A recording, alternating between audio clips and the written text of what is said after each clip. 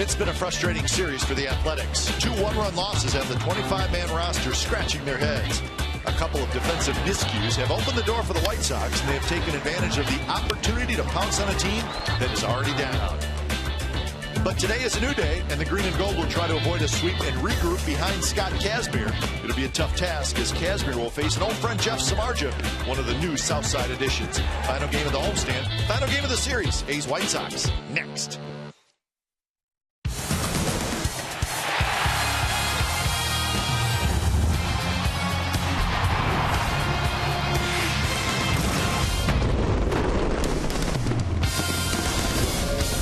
It's a cool, overcast day at the O.co Coliseum. He's trying to avoid being swept. Good pitching matchup today. Jeff Samardzija will take the hill for the White Sox, and for the Athletics, it'll be the left-hander Scott Kazmir. So, wrapping up the homestand, it's the Oakland A's and the Chicago White Sox coming up on Comcast Sportsnet, California. Good afternoon, everybody. Welcome to Oakland A's Baseball, along with Eric Chavez. I'm Glenn Kuiper. You saw the two pitchers, both all-stars, both veterans, and Eric, it's the kind of matchup that if these two guys are on, they can lock it up, and we can see a real good pitcher's duel. Yeah, and they're both similar pitchers. They're very aggressive. Obviously, one's a left-hander, one's a right-hander. The A's fans are familiar with Jeff Samardzija. Very aggressive, the Shark is. And he's going to come at you with mid-90s. He's mixing in a changeup. He's been a thrower in the past. He's trying to learn how to pitch, trying to hit his location just like Scotty does. And each guy looking for their third win of the year. So that's your pitching matchup. Now, offensively for the White Sox, now we talk about Abreu, we talk about LaRoche, Cabrera, but what about Avisail Garcia? Maybe a rising star in this White Sox lineup. Yeah, and they call him the mini Miguel Cabrera, and that's for good reason. He comes up with big hits. Obviously, the size is there, but he moves pretty good for a big guy. We've seen him make a lot of good plays, a lot of good speed. He's run the bases very aggressively, and he's come up for big hits, and the White Sox are very excited about this player. Yeah, A's have seen enough of him in this series. He's 4 for 7 with 4 RBIs, and he is just 23 years old. So, indeed, maybe a rising star in the American League. So, we'll have lineups at first pitch when we return to the O.co Coliseum. There's your giveaway, mustache socks on a Sunday afternoon. We'll be back.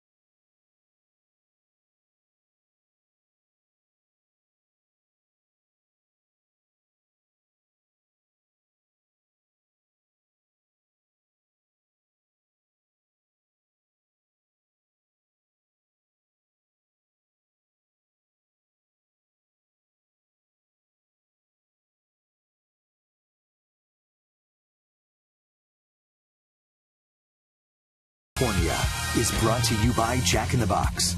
Jack's hottest sandwich is back. Head to Jack in the Box for Jack's Blazing Chicken Sandwich. By Toyota, #1 in MPG, durability, and resale value. Toyota, let's go places. And by DraftKings.com. Play daily fantasy baseball for free on DraftKings.com with the official daily fantasy partner of Major League Baseball. Enter promo code SLIDER for free entry.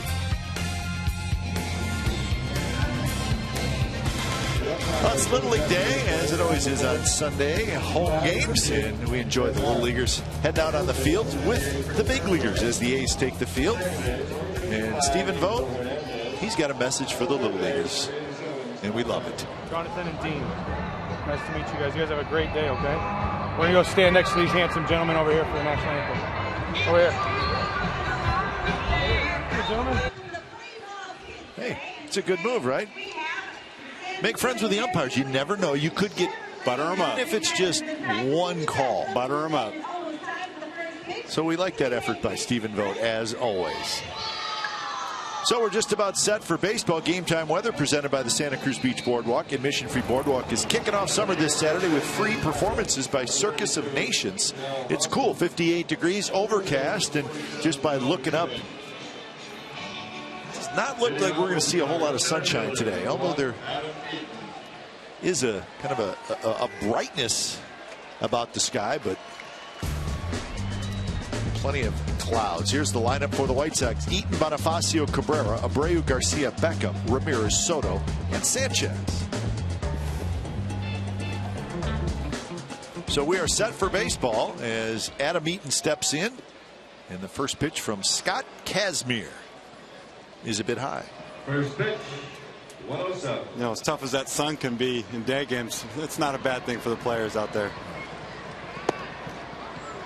But there may not have explained it very well, but there does seem to be just a little bit of a glare, even though there's really not much sunshine. That one in for a strike, so 2-1 the count. It's going to be important to keep eating off the bags. We've seen the havoc he's caused the first 2 games, and he's a spark plug for these White Sox. Yeah, he's had a good series, and he's going to bounce this one up the middle under the glove of Sogard, and Eaton's going to try for 2. The throw to second base offline, and Eaton has a double. And how about that? That's amazing. That's what he does. That's what he brings to this ball club right there. They have the thunder. He's pretty much one of the only few guys in the lineup that can use his wheels to impact the game, and that's just hustle right out of the box right away. And you just don't see that type of effort.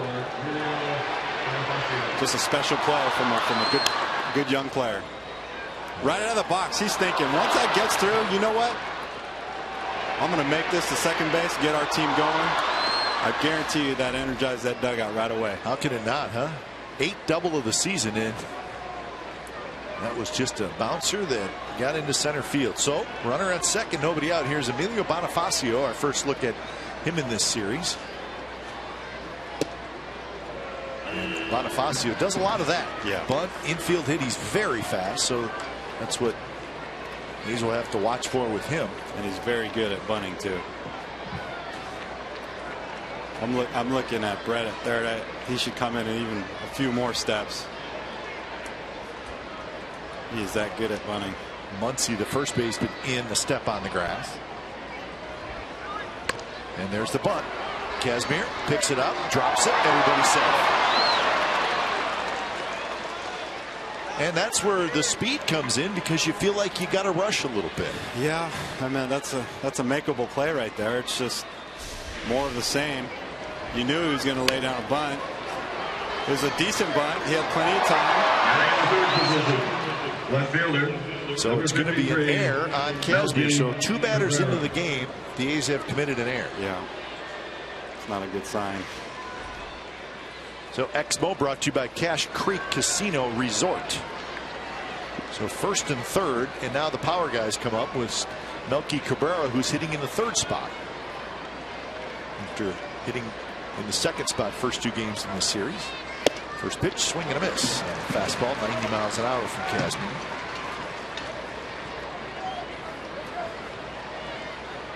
Cabrera, 262 overall with a homer and 14 RBIs. He's had a good series, 4 for 9. He has scored 3 times and knocked in 2 runs.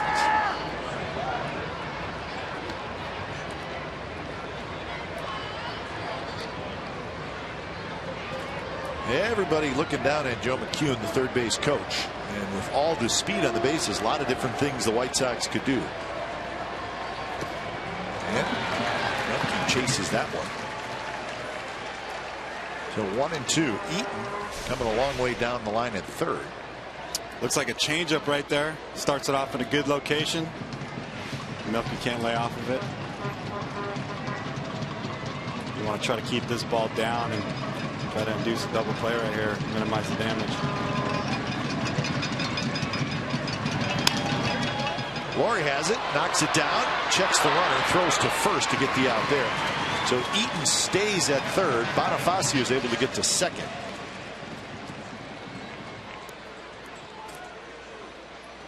Batting in the 4th position, first baseman. Got Scotty Kazmir looking for his 3rd win of the season. He's 2-1 with a 2.78. He's gone at least 6 innings in every one of his starts this year, and he'll be looking to do more of the same today. He's pitched well, but yet in his last 5 starts, he does not have a win. Remember, he won his first 2 starts this year. He beat Texas, he beat Houston. But since then, 4 no decisions and a loss.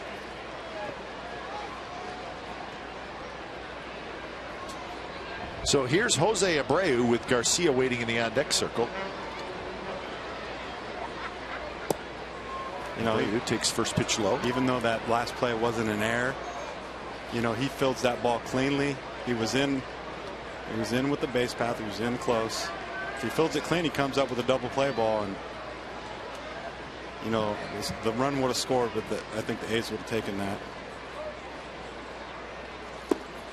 Missed again, 2-0. And now Kazmir and Vogt will get together.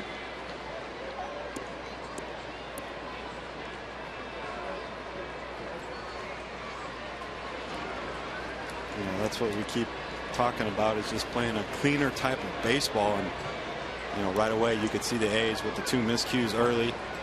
Very frustrating. Bonifacio putting down the bunt, doing what he needs to do. Eaton busting out of the box. A hustle double. And we'll get together again. Let's take a look at the A's defense. See Crisp, Burns, and Reddick in the outfield. Laurie, Simeon, Sogard, and Muncy on the infield. Stephen Vogt is your catcher.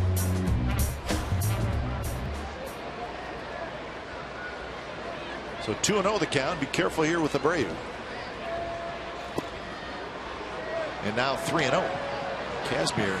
He wanted that one. He did want that one. Who's that, Big Teddy behind the plate today? That is Ted Barrett. One of my favorites. The big fella. He's a pretty good umpire. Right? Oh, great guy, too. Even a better individual. And he's so big, how can you even argue that he is? That's not somebody you want to mess with. He is the crew chief as well. And that pitch inside, and the bases are loaded for a very hot hitter in Garcia. Ike Davis to the disabled list today. And move was announced this morning by the Athletics. So Ike Davis with the strained quad goes on the 15-day disabled list, and Craig Gentry is back in the big leagues. So you see Gentry with sweatshirt on. So that's your transaction today for the Athletics. So the A's will be without Ike Davis for a couple weeks. So here's Garcia. And a changeup, and a good one. You know, the A's starters have been in trouble pretty much in a lot of these innings in the series, and they've done a good job of minimizing the damage. You see Scotty throws him a good changeup right there, gets him out in front, completely fooled him.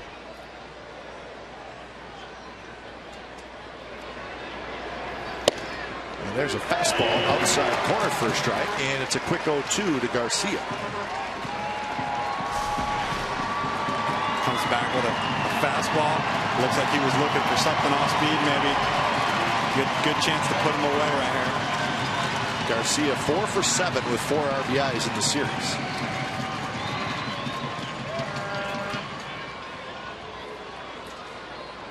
the numbers. .336, seventh best batting average in the American League. It's really been about the last 20 games where Garcia's really heated up.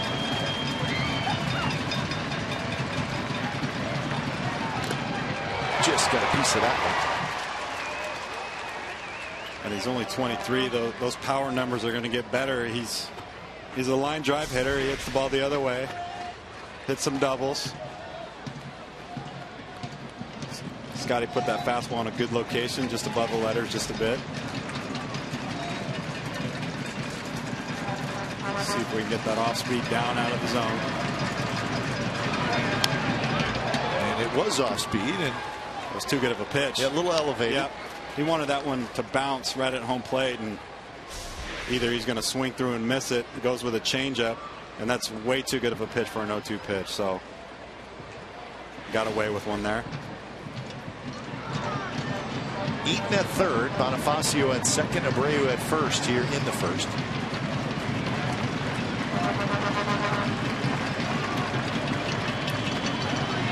0-2 pitch, reach for and foul back. So good battle here. Kazmir on the ropes in the first inning and facing a hot hitter.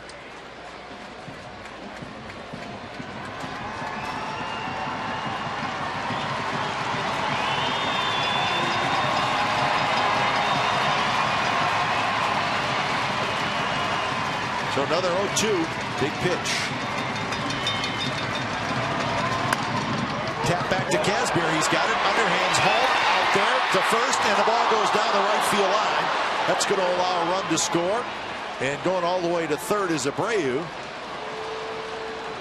So the White Sox take a 1-0 lead. So Vogt threw high. Muncy could not grab it. But let's see where he's at. Watch the runner. And I'm talking about going from home to first. Boy, he's pretty far inside. He was in the grass. Bob Melvin's going to come out and argue this. Yeah. And he may have a pretty good argument. He's completely in the grass. Let's hope the umpires picked up on that.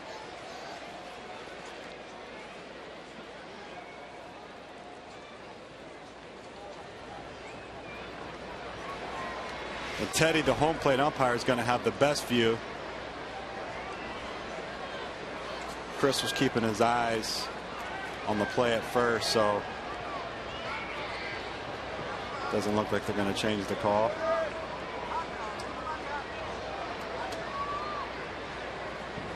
That's unfortunate. Right back to Scotty. He does a good job, delivers it to Vogt.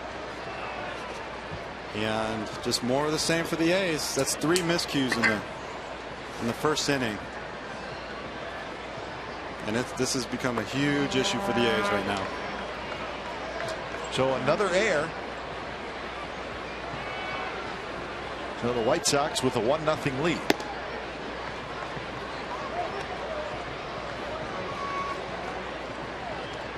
So Eaton is the runner who came home. Garcia stayed at first.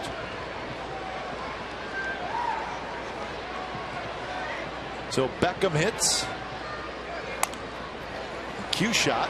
Sogard's got a hustle, and he flips to first. Side retired. So when it's all said and done, the White Sox get one. A couple more errors by the Athletics. So 1-0 after half an inning.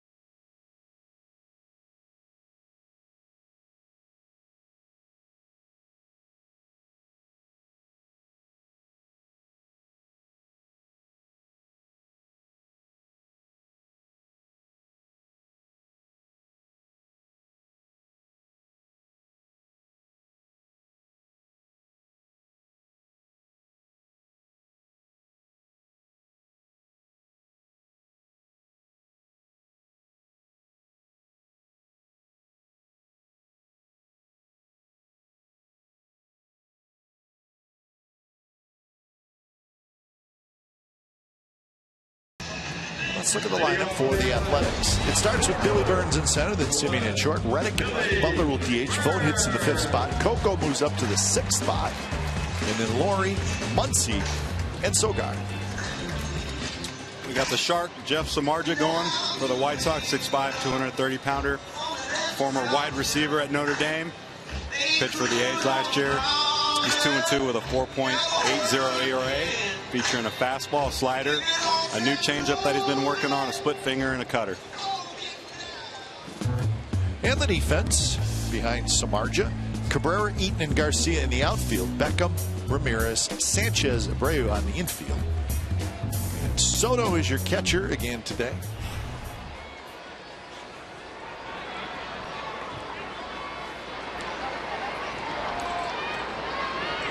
So the first pitch to Burns, line drive, left field base hit.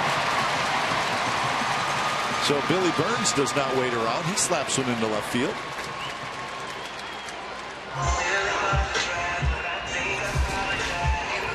Nice job by Billy, being aggressive. Kind of slaps it to the left side of the field. It's a good thing for the A's, get that speed on base and try to get that run back. Here's Simeon.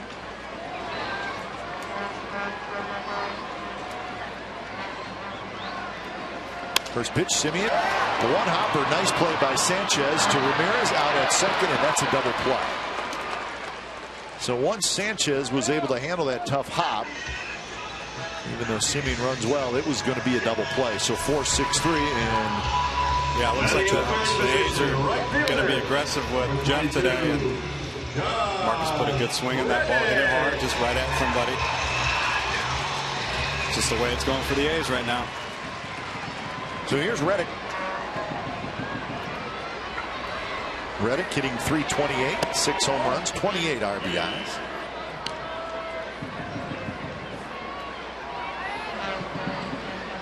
All over the leaderboard in the American League, 6th in on base, 6th in slugging, 6th in RBIs. He's 2 for 8 in this series.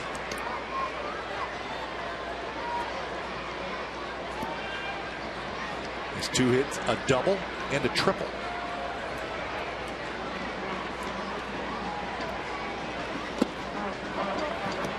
Yeah, you kind of look at Jeff and the stuff that he possesses, and it's all plus pitches. I think sometimes with his mentality that he takes out there, and has to do with his history playing football, but sometimes he needs to back down just a little bit, where he tries to reach for a little bit extra on that fastball and misses over the plate.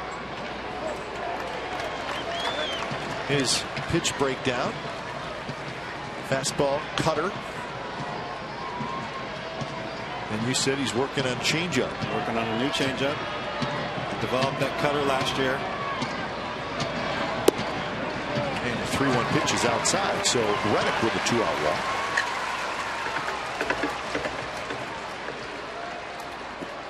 Samardzija, it seems like the one thing that has followed him his whole career is lack of run support. Since 2012, 10th lowest run support in the majors, and I guess that's one of the reasons why his career record is not very good. It's 38-50. Right, and his stuff's outstanding. We talked about yesterday, sometimes you got that offensive player that is hitting bullets right at everybody. I think Jeff's he's kind of that pitcher that on the staff that just doesn't get run support, and that happens every year. Well, unfortunately, it's been throughout his whole career. It really has. I mean, he's got pretty good numbers except for wins and losses. I mean, with the A's last year, he made 16 starts. He was 5-6. Yeah. And his ERA was 3.14. With the Cubs, his ERA was 2.83. Yeah. And he was 2-7. Yeah, and that's why the baseball people now, the front offices, they think the wins and losses are a little overrated. Sure. You know, so they know the quality pitches that he's making and the stuff he's taking out there on a daily basis when he goes out there. So they know what he brings to the table. So last year, then, with the two teams, he combined to go 7-13. But a very good ERA, and he threw 219 innings. Yes. And that was a career high.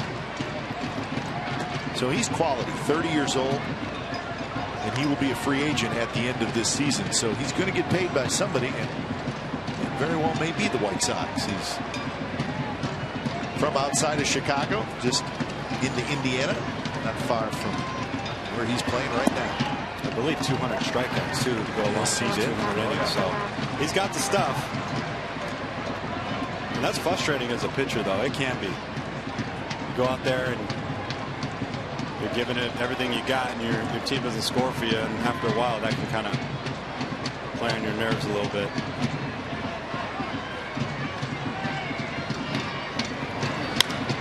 Well, it's got to really play on your nerves when it's not just 1 year, but it seems like it's been every year with him. Yeah. And listen, when he was with the Cubs were not always a real good team, but yeah, I really liked that pickup last year when they got him and Hamill. And Hamill obviously didn't throw the ball that well, but when he was in Chicago, he threw extremely well. I faced him earlier in the year. Had some of the better stuff that I thought I had seen that year. He just kind of struggled when he came over here.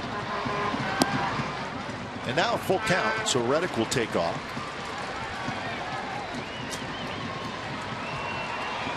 Stephen Vogt hoping to get a chance to hit in this inning.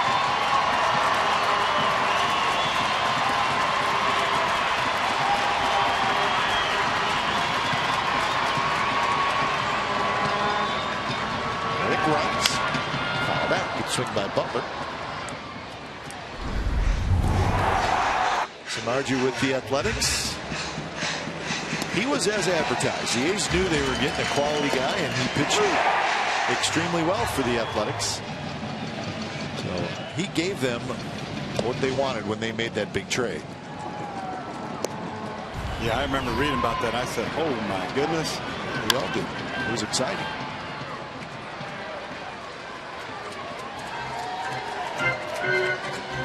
So 16 overall starts. It was in July. 99 Ks and 12 base on balls. Ain't bad. Yeah, he finished the year combined with 202 strikeouts in the 219 innings. So that's pretty good.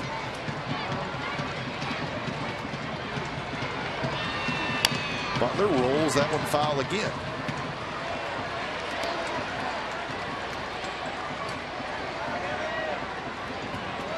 Yeah, I think you're really going to see him in the next 5 years develop into a pitcher. He's been a thrower ever since he came out.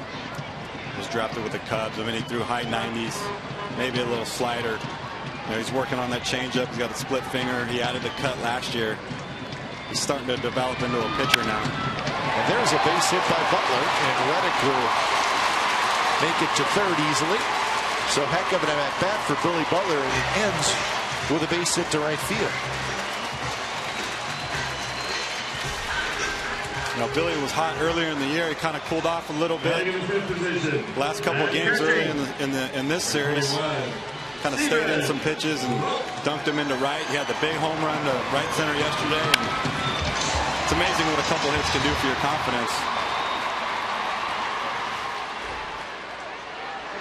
Well, Butler 13 hits to right field, 12 to center, 15 to left. And he's got power to right field too, which is great. We saw that home run earlier in the series.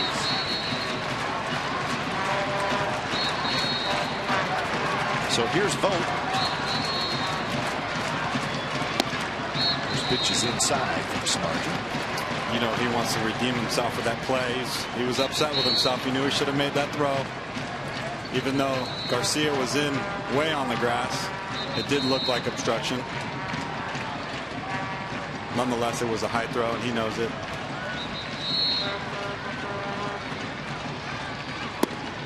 Inside again, now 2-0 to Vogt.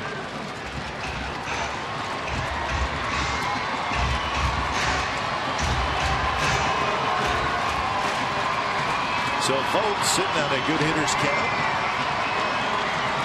Coco Crisp is on deck.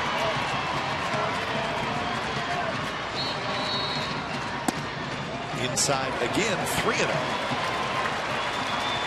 Vogt tied for the American League lead in RBIs with 30.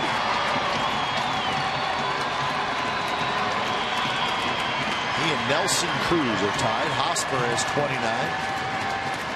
Morales Cabrera with 29. And that one is inside again. So Samardzija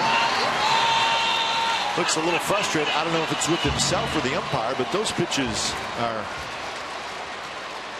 they're somewhat close, but I don't think they're strikes. Batting in the sixth position, left fielder, number 4. Now, he can get wild at times. He'll lose the zone. That's why we talked about his good stuff, but he'll make mistakes over the middle of the plate with his location. See if Coco can make him pay right here.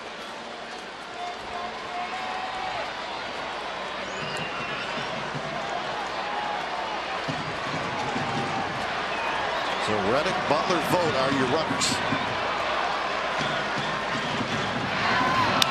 First pitch is hit in the air to right field. Garcia back into his right. He's got it side retired. So the A's leave him loaded. We're going to the second. White Sox 1, A's nothing.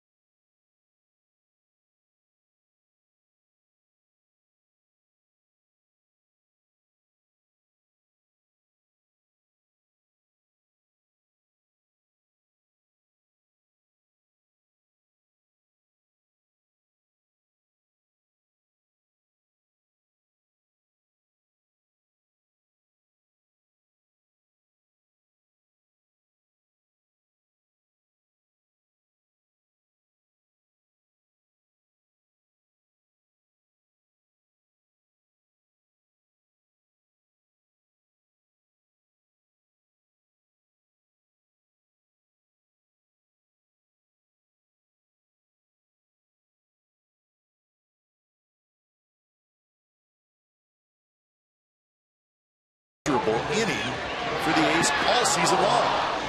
Across the air by Fernando Rodriguez on the throw to first. And then, of course, the White Sox, they're hot. They took advantage. A couple of big 2-out hits. And that gave the White Sox the lead. And they would not give it up. And it was a 4-3 final. So a pair of one-run losses in this series for the A's. Seventh inning, 37 runs allowed in that inning alone. And sometimes you just can't quite figure it out. There's a few things the A's need to clean up. When you're going bad, all the numbers are going to look bad. When you're going good, the numbers improve. People talk about which comes first, success or confidence, and I think it's definitely success. 1-1 to Ramirez, and he hits a shot to center, and that's a base hit.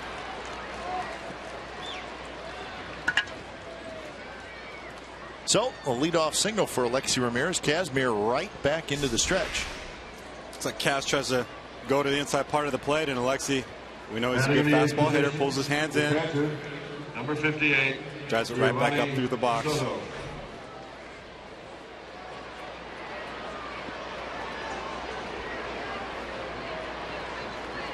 So here's Soto. Soto takes a first pitch strike. Carlos Sanchez to follow.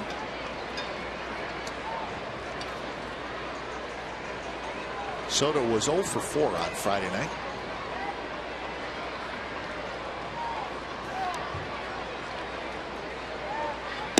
Change up outside.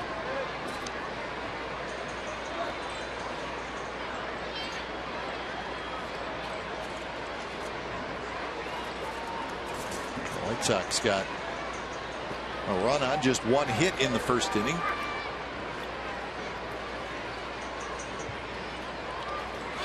Runner goes, ball sliced foul.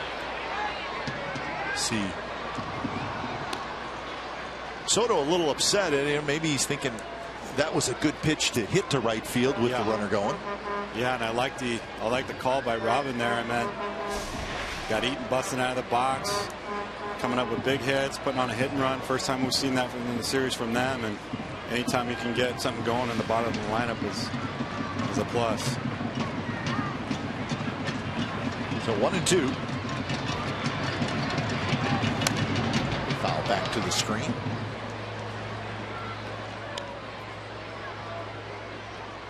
White Sox come in with a record of 16-17, so they're thinking we got a shot to get to the 500 mark. They're playing well. They've won 4 in a row, and they've won 6 out of 7.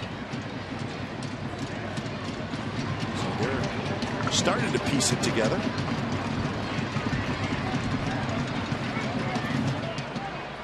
Chasing the Tigers, the Royals, and the Twins. White Sox will head home after tonight's game. They'll host the Indians and the Twins this week. So they'll get back within their division, the AL Central.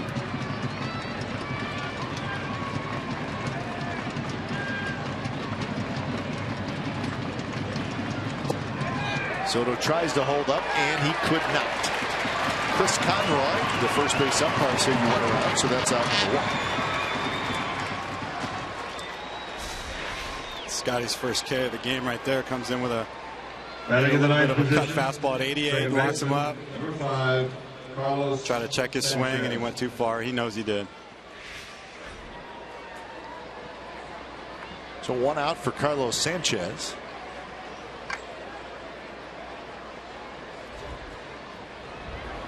The White Sox are 5 games out in the AL Central. And we know that the Tigers and the Royals off to great starts, but the Minnesota Twins are playing great. The Twins have won 11 out of their last 15, and they're 21-16, just 2 games out. There's a base hit left center field. Ramirez will round the bag at second. He will go to third, and hustling into second and making it is Carlos Sanchez. Yeah, that can't happen right there. That ball needs to be cut off and thrown in the infield right away, preventing that guy from getting the second. And it just kind of looked like Billy and Coco were undecided about who's going to go for it. And kind of comes up lackadaisical and just concedes the double to him. And you know, you can deal with the failure, but it's plays like that that just kind of drive you crazy as a manager. And Bob's got to be wondering what he's got to do to jumpstart this team. So here's Eaton, second and third. Infield comes in. Well, and I think too is on the very first play of the game you saw the White Sox be aggressive. So it's not going to surprise you. No. And that's the mentality that the A's need to take right now. I mean, there's nothing to protect anymore. You guys, you're in a hole. Let's just let it fly and see what happens. Make some mistakes being aggressive. Good pitch there, and it's 1-1.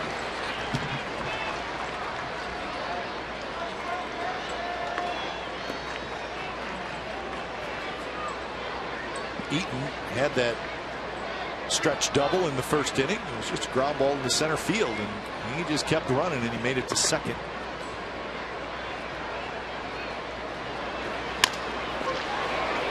Simeon coming home. Good throw, tag, and Ramirez is out. So good play there by the Athletics. Vogt puts the tag, and they get the runner trying to score. That's Ramirez. Nice play by Marcus there. Adam kind of just slaps it towards him. Takes his time, makes a good strong throw. He knew he had plenty of time. The infield was in. Number 64, Emilio. Got Voter out in front of the plate there, so he's not blocking the plate before he has the ball. You can see him step in front of there. Teddy right there for the call. You'd like to see Teddy kind of kick that bat out of the way. Get it out of there. Yeah, that's kind of dangerous. Good play by Marcus. So here's Bonifacio. And the first pitch is a strike. Bonifacio reached on the air by Kazmir on a bunt, and he scored in the first inning. You know, it feels like the A's should be down 3-0. Yeah, it's only 1-0. So get this out, get the offense back into the dugout. And I mean, Bonifacio is the kind of guy, he may bunt here. He could. I mean, that's not out of the question. Oh, Lauren's playing a step back off the baseline. Now he creeps up. But he's such a good bunter. He can do it at any time. Yeah. And he's notorious too for taking the full swing bunt too, kind of cueing one. And you sound like he's got you a couple. Oh, he has. I'm not the only one. Shoots that one foul.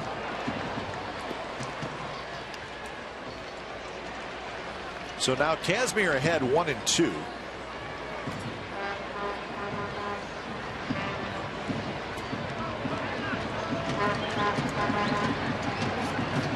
2 high stress innings for Kazmir. This will be pitch number 40.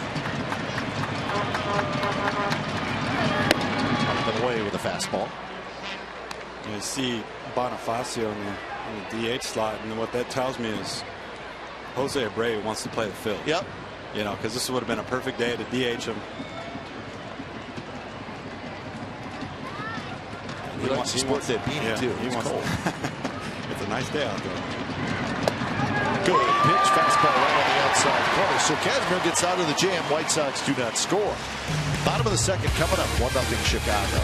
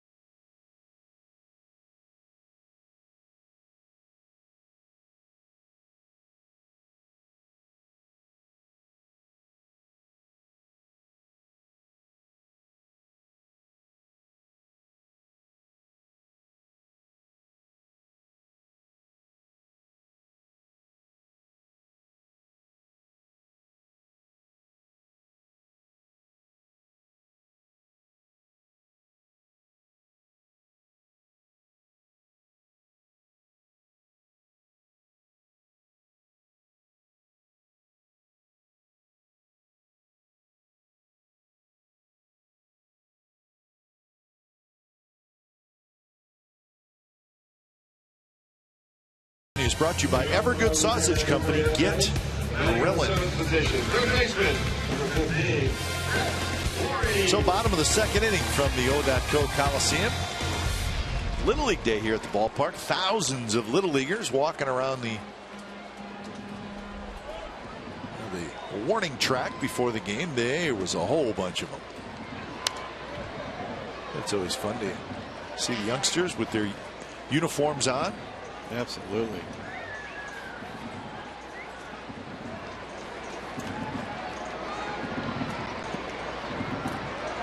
So 0-1 the count to Lowry. He'll be followed by Muncy and Sogar. Pitch there by Samardzija, so it's 0-2. He's with a 13-25 record. And believe it or not, just 5-13 at home.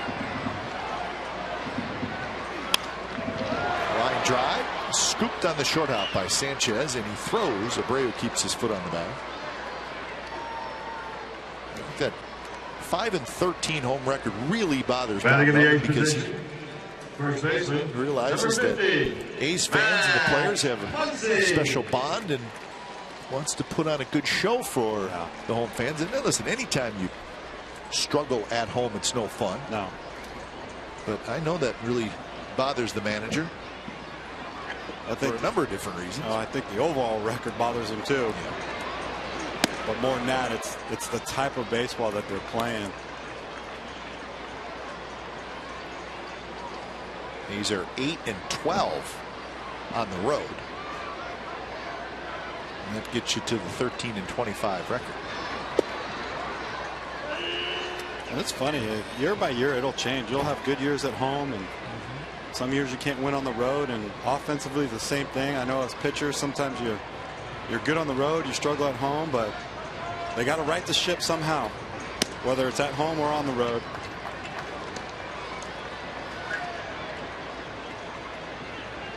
It's a frustrated group right there. It's almost like they're throwing their hands up going, when is this going to end? They have lost 9 out of 10. And this one skied toward Ramirez, who drifts back into shallow center field. And the shortstop has it. So 2 away here in the second inning. Samardzija had a lot of work in the first inning. He's left the bases loaded. So he would like to settle in as he faces Sogard. Sogard hitting .271 with no home runs and 8 RBIs.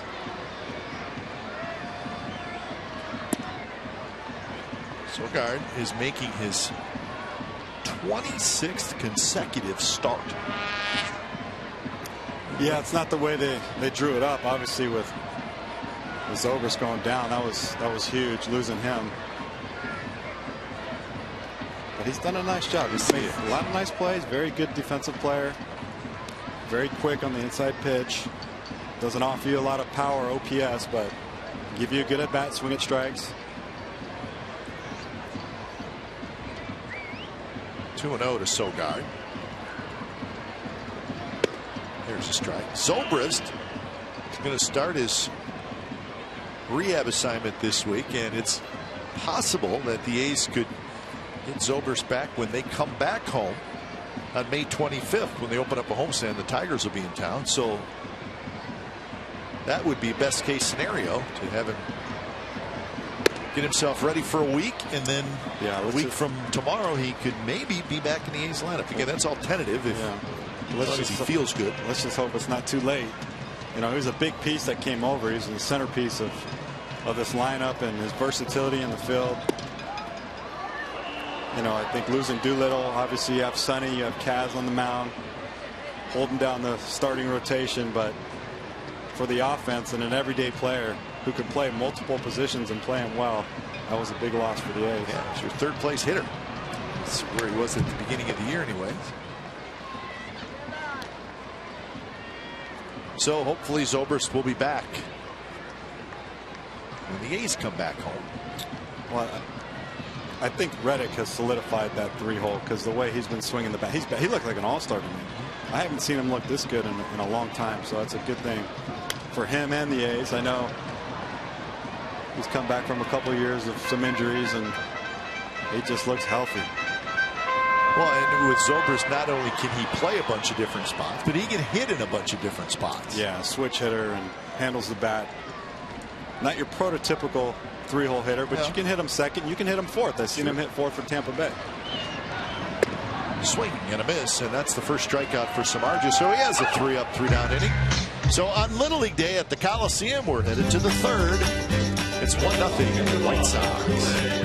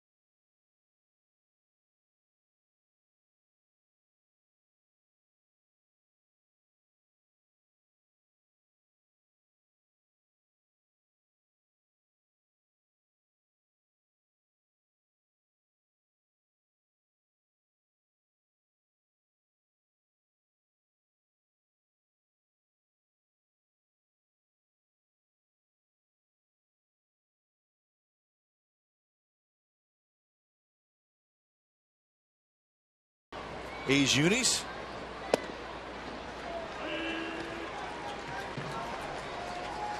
It's 1-0. The White Sox lead. They got a run in the first. And here in the third, it's Cabrera, Abreu, and Garcia. So the 3, 4, 5 hitters. Adam LaRoche getting the afternoon off.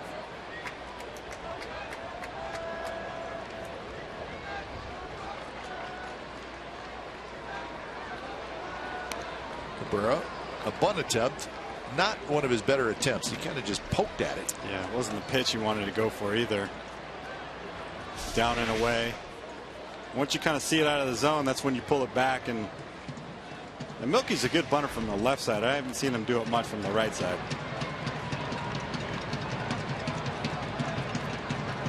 Bolt sets up outside. It's tapped to the right side. Big hop for Sogard. 1 out.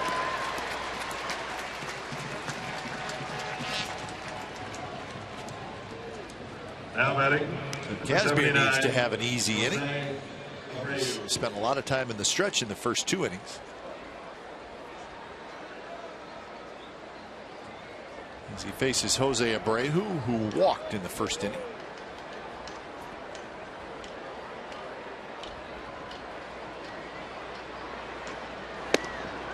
A little bit high. Kazmir thought it was a strike.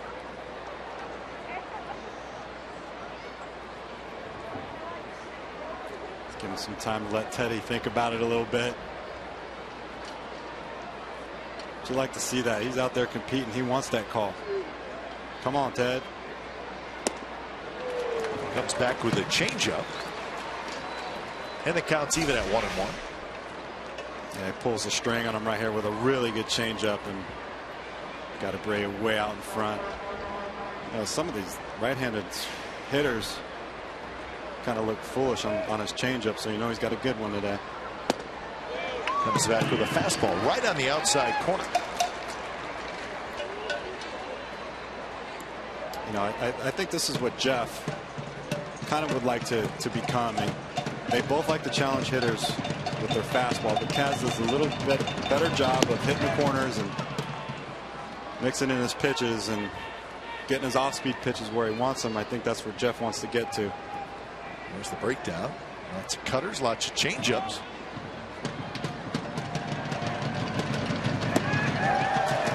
So Abreu strikes out, and that's 3 strikeouts for Kazmir.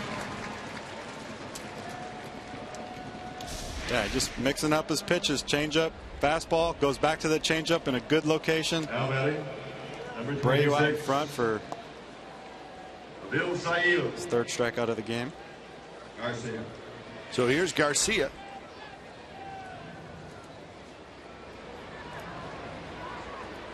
Garcia hit that bouncer back to Kazmir in the first inning with the bases loaded. He's got the out, had home. But then Vogt's throw was down the right field line, and that allowed Bonifacio to score, who was originally the runner at second.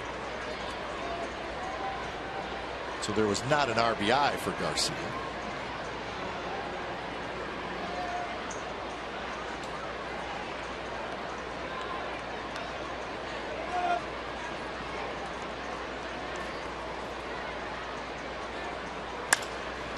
Line foul right off the bullpen mound.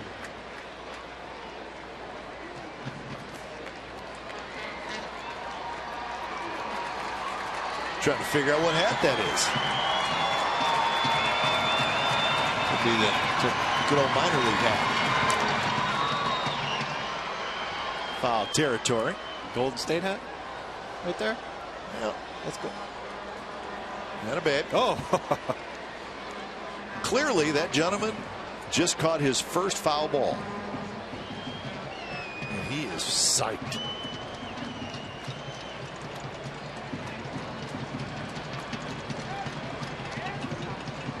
He's pretty excited to be at the game today. Kind of like me. I'm excited I'm here. Yeah, well, there was a time I didn't think I was going to be here. I don't think you're doing the muscle pose though up here in the booth like that gentleman was. Swing and a miss. So a couple of strikeouts for Kazmir. He has a nice 3 up, 3 down inning. Bottom of the 3rd coming up. It'll be Burns, Simeon, and Reddick. White Sox lead 1-0, and trust me, folks, Everybody's having a good time at the ballpark today.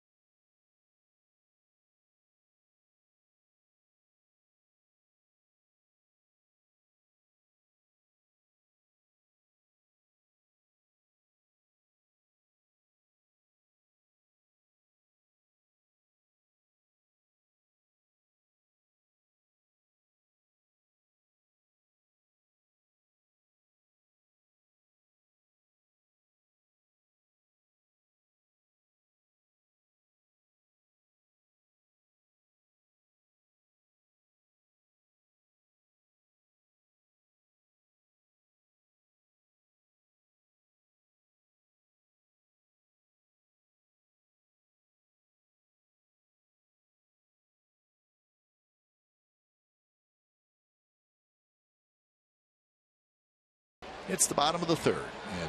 These will have the top of their order.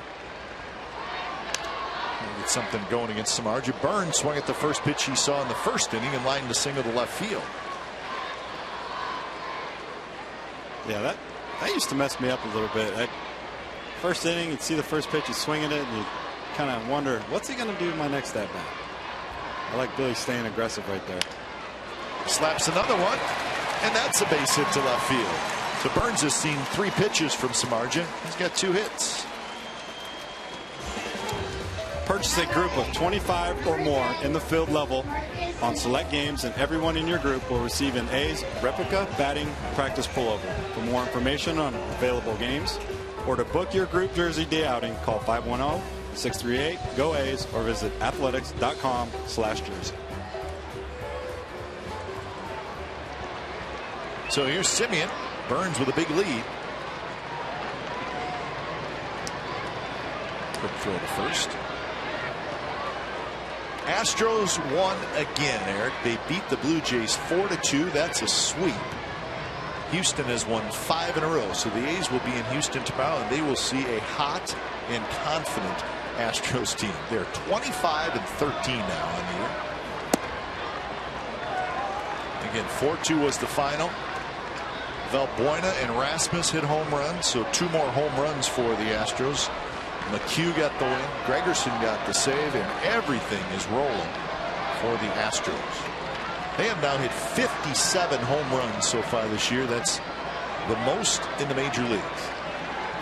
And imagine that slow start they got off to and came here and got hot. 25,307 at Minute Maid Park, so attendance is starting to get a little bit better down in Houston. And they are rolling along, folks. 4-2 final over the Blue Jays. Blue Jays going in the opposite direction. They've lost 5 in a row, and they're scratching their head a little bit. They're now 17-22.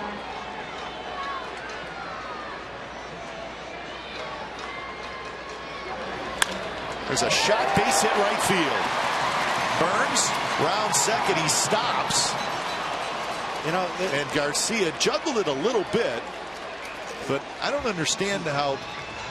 I mean, Billy Burns was just kind of coasting into second. I mean, he's the fastest guy in the field. Look, and we know Avisail's got a really good arm, and he's quick to the ball, but Billy's out there for a reason. It's for his speed. You go first to third, you got your best hitter coming up. You press the envelope right now. There's nothing to lose. Your team's not playing right now. You got to win in the hustle department, and they're not doing that right now. So here's Reddick First pitch is outside, but I guess the point I'm trying to make, and I think you are too, is maybe try to go to third, but at least make them rush a little bit. You are the fastest guy in the field. Make them make a play. He might throw that ball away, and Semien goes all the way to third. You just never know. But you got to press the envelope. Hey, there's nothing to hold back right now. You got to start playing aggressive ball. You know, he kind of, I think he kind of just committed to not going to third right away. I mean, he's got the speed to do it. And he has to know this is why he's here. Press the issue. It's a big difference for Josh if he's at third and it's first and third than first and second. Good pitch there from Samardzija, so the count 2-1.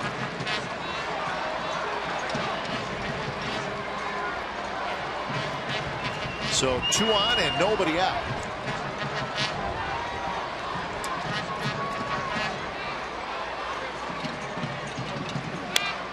Good swing there by Reddick. Fouls it straight back.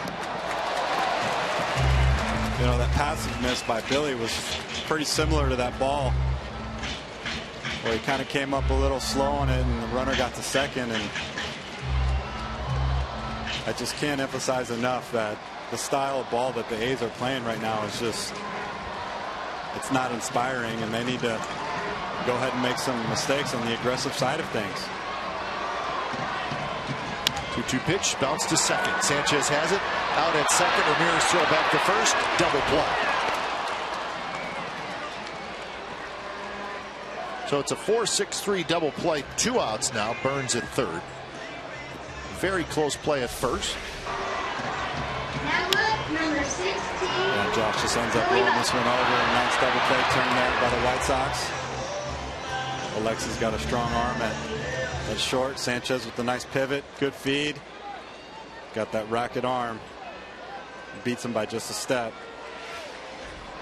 So see if Butler could get a 2-out hit. Sanchez handles a tough hop. Throw to first. Samardzija gets out of it. So the A's had 2 on, nobody out. Cannot score. We're going to the 4th. It's 1-0 Chicago.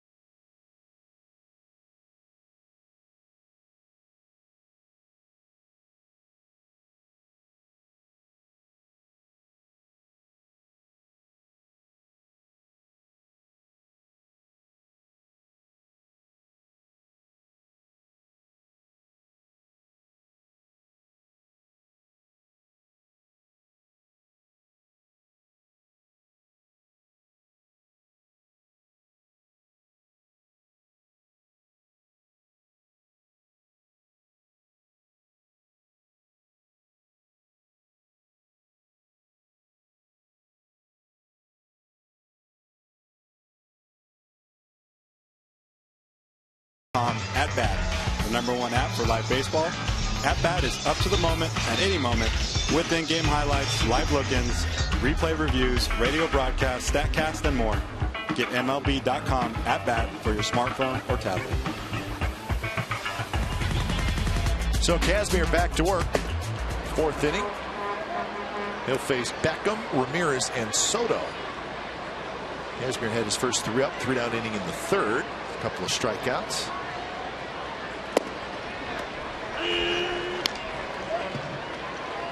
The Orioles beat the Angels today in Baltimore 3-0. So that's good news. Orioles, the Angels had won 5 in a row, so that 5-game winning streak is over. But the road trip is not. Angels got a long road trip. Just played 3 in Baltimore. They will go to Toronto and play 4. This is the Angels we're talking about, and then Boston for 3. So that's a 10-game trip. Just finished stop 1 of that 3 cities trip for the Angels. Angels now 19 and 18 with that loss. That's a strike. 3-2 to count.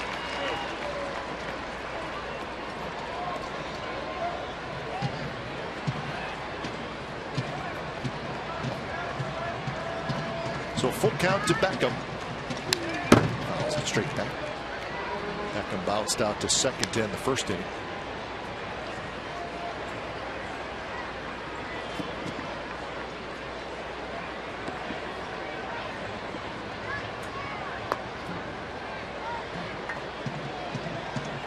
.60 pitches through 3 innings for Casimir.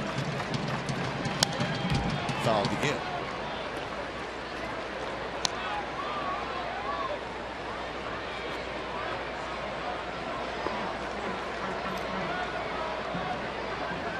Warrior fans, they're just getting ready for the Western Conference Finals. That's all they're doing. Another foul ball, this one in between McEwing and Laurie.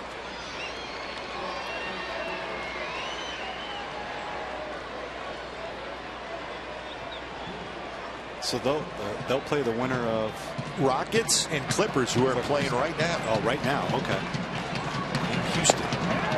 And strike 3 call. 3rd consecutive strikeout for Casimir. 1 away here in the 4th. Congratulations to those Golden State Warriors for advancing to the Western Conference Finals. For complete Warriors playoff central coverage, tune into Comcast Sportsnet an hour before every game. You got postgame and you got Sportsnet Central. So coverage begins with Game 1 of the Western Conference Finals Tuesday at 5 o'clock. So Tuesday at 5, it'll be Game 1, and it'll either be the Rockets or the Clippers. Those 2 teams playing right now in Houston.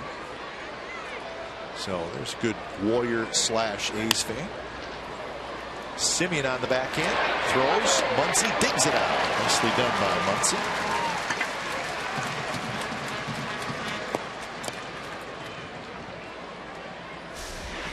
So 2 outs here in the 4th. Yeah, Simeon slides over to his right there. Now Talked about a little bit. Some of those throws have been off a little bit tonight. Very nice play by Muncy. Staying down with it. Keeping the head down. Marcus at times looks like he just aims it over there, and he does much better when he just lets it go. So 2 outs for Soto.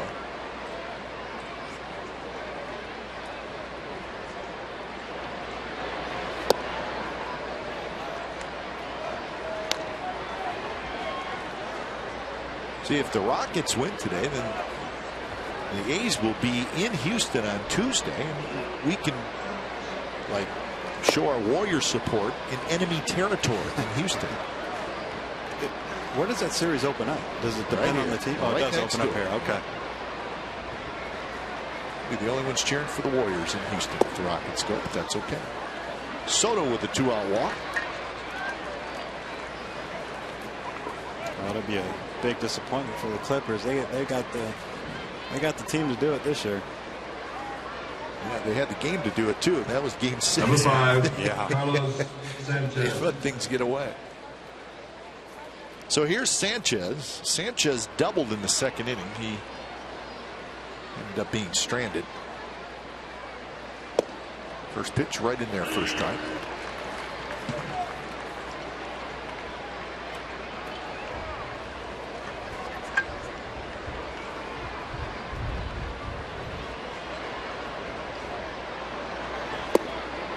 Sanchez is a switch hitter.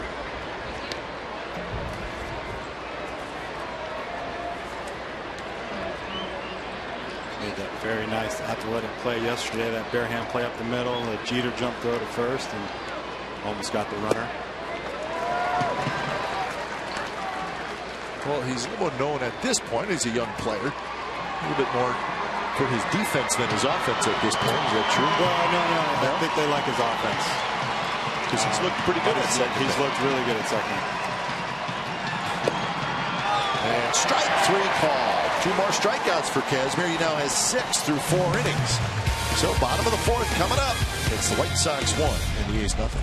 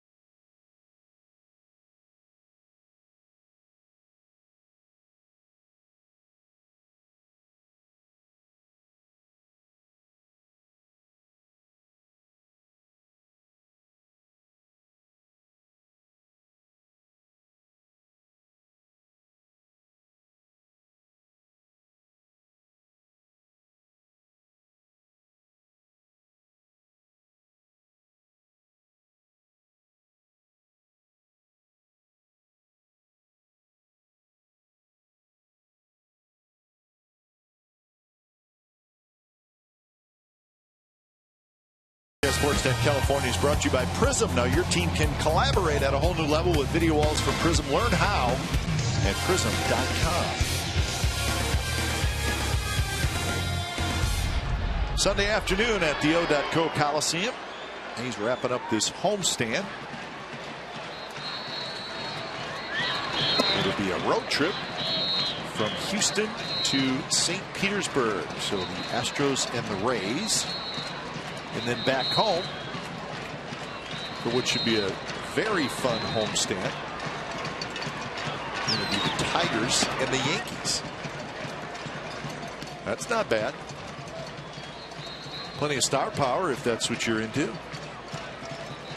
3 against the Tigers, 25th, 26th, and 27th of May. And then a 4-game series against the Yankees. So there it is. And remember, the Wednesday game in Houston will now be televised on Comcast Sportsnet California.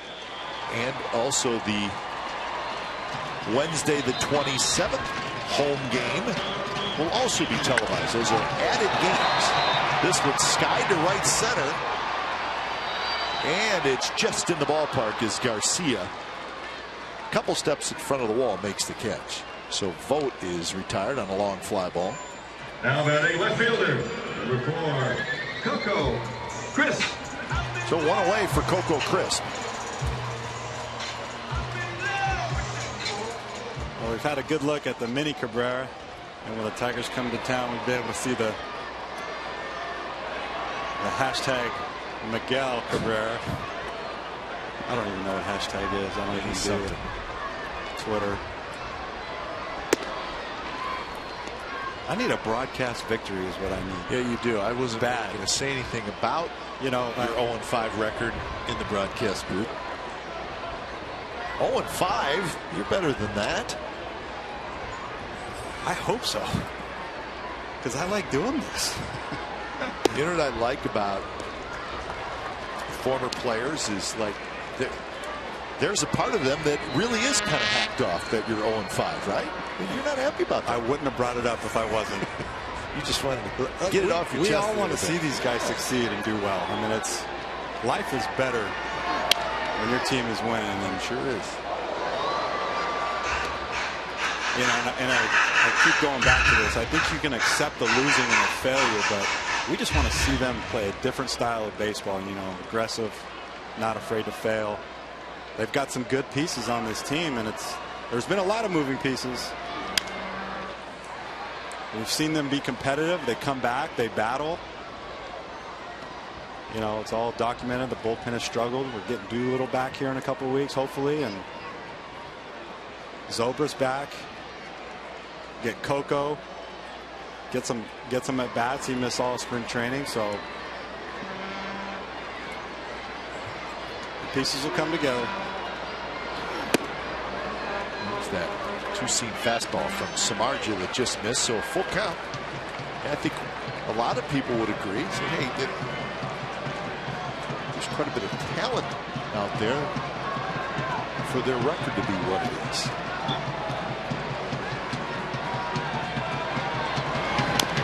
Pitch is rolled foul. But they also say you are what your record says you are. Yeah. And unfortunately, that's just the reality. You know, and that's the question in the next 7 to 10 days that they're going to have to answer, because you start getting into late May and June. And outside, and Coco has a 1-out walk.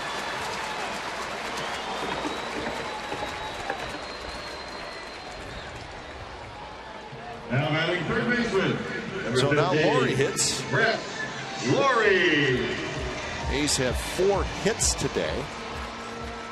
They have received 3 walks from Samardzija, so opportunities have been there. Yeah. They've hit into a couple of double plays already today. And they left the bases loaded in the first inning.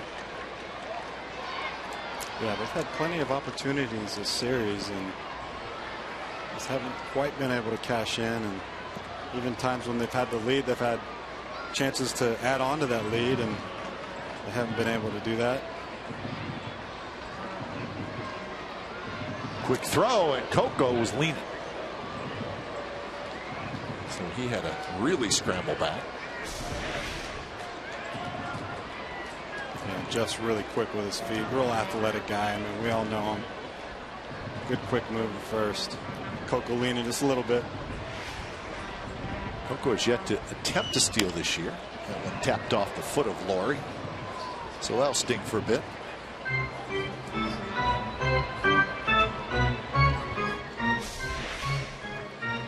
Jeff runs a good sinker in on my hands, and he got the barrel to it. Just get it off his foot there, and that does not feel good at all. That's where even if you have that shin guard, it still hits your toe. It doesn't cover. Of course, for some reason those things never cover what they're. Why would they?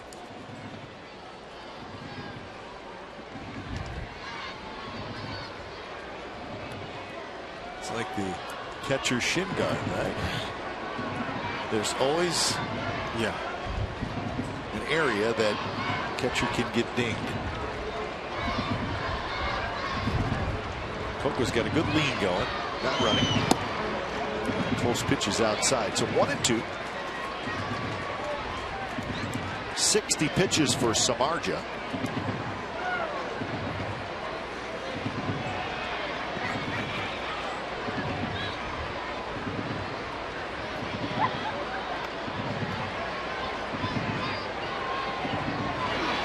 And a nasty pitch down and in. And Laurie swings and misses. Like a power sinker, power two-seamer. Yeah, watch it just explode down. Yeah, it just takes off on him. Wow, what movement he got on that. That almost hit him in the back foot. So we talked briefly earlier in the game about Samardzija being a free agent, and you think about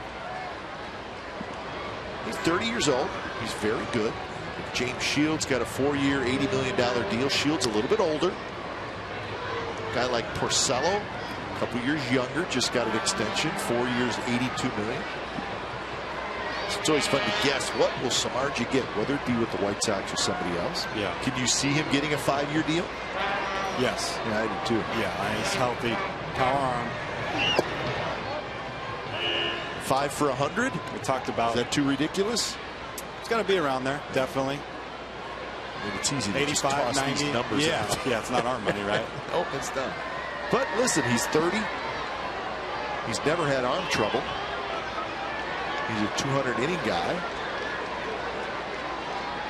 These guys are not easy to find. I could see, in this case, the White Sox making a strong play to keep him just because he's from the area. Yeah, he's kind of a Midwest guy. I think they want to see too how this team is going to perform throughout the summer, and we'll make that determination as it goes on. But I think they feel pretty good about this team, and if they're playing well and he's healthy, throwing the ball good, you can definitely see him signing an extension here. But if he hits that free agent market, there's going to be plenty of teams that want his services. 0-2 to Muncy. Coco runs. Muncy hits a high drive, right center field, hit well. Eaton's going back near the wall, and Eaton, it hits the top of the wall, and it's gone. Wow.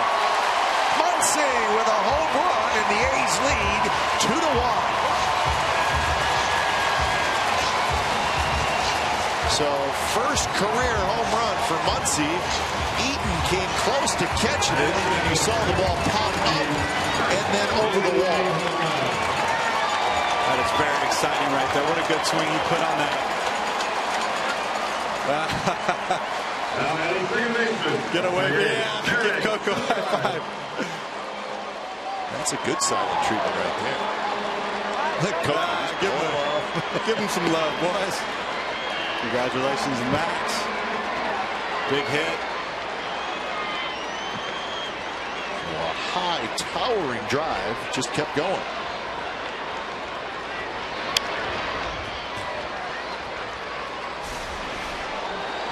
Yeah, it looks like a high fastball here. Max just stays on it, puts a good swing on it. Not quite sure. Adam goes a long way for this ball. Good effort. His ball gets kind of caught up in the fence there and gets over the fence for Max's first career home run. And we talked about Jeff with good stuff, but he will give you a pitch to hit, and Max shows you what you got to do with that mistake. Good effort by Adam there. So from our angle, it looked like the ball hit the top of the wall, but that was not the case. It went over, and then for a second it looked like it was in his glove. And then it bounced up off that concrete floor behind the wall. Coco was off and running with a pitch. That ball stood up in the air for a long time, gave Adam a chance to get over there. It's got to be a good feeling right there, Max. Good swing. 2-2 pitch. Sogard swings and misses. Side retired. But Max Muncy, a big hit. His first major league home run, and it gives the A's the lead. Good swing. And the A's will take it. So fifth inning coming up. It's 2-1 Athletics lead.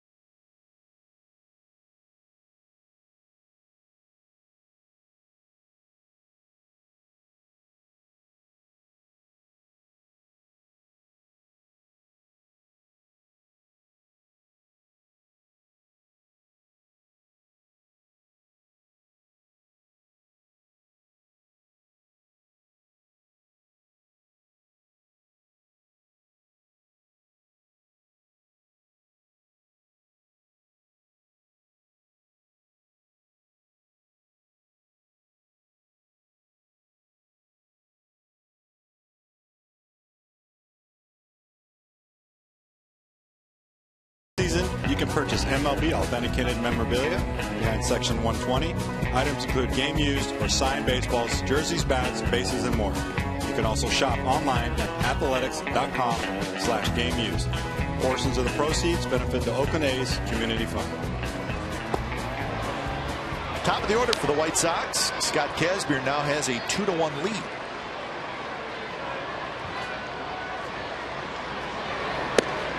To an 0 to Eaton, who has doubled and reached on a fielder's choice.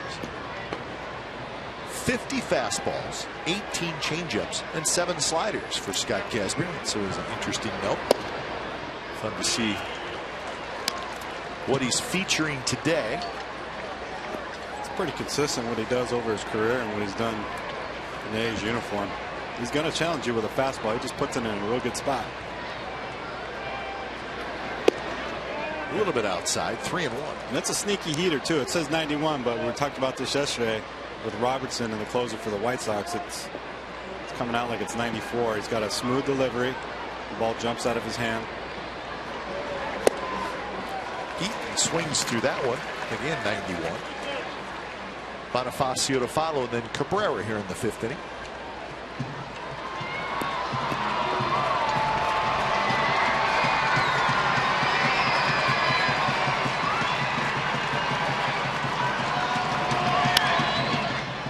One hit high and foul left side.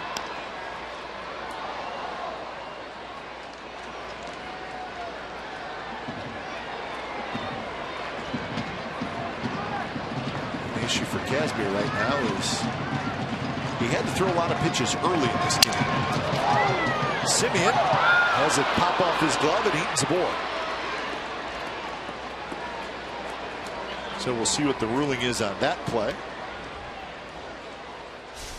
Kind of breaks his bat, has some spin on it. I think that's what gave Marcus some trouble there. Now batting, number 64. He's had some issues with some of these balls just kind of hit right back up the middle. It'll get better, folks. Marcus knows that. He's putting in the work with Gags. It's going to be a learning experience for him this year. Got to be patient. I think the important thing we talked about too is you just want to see some progress towards the summer and have those numbers improve and the errors drop down dramatically.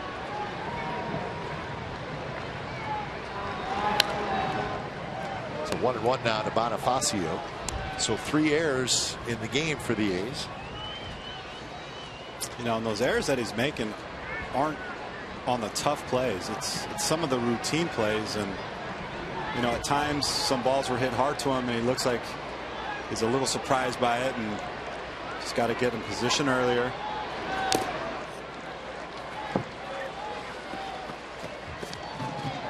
Well, I still say, in watching Simeon so far, and this is game number 39 for the A's, and he has made a lot of errors, but I haven't seen a play that he cannot make. Right. He can go in the hole. I think the arm strength is enough. Yes. He goes to his left. Okay. And that one's through into left field. And Eaton will turn and stop at second base. I guess my point is sometimes you can watch a player and there are plays that he just is not going to make. Right. And that's okay. He's just not going to make that play. And he can make the plays. He's got the good range, like you said, the arm.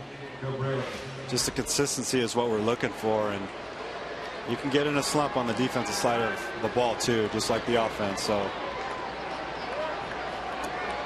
now 2 on, nobody out, and here's Melky Cabrera. So now you face the heart of the order. Cabrera has grounded out twice. And he bunts it, and it checks foul. His vote had a pretty good idea it was going to do that, so he just waited and let it roll foul.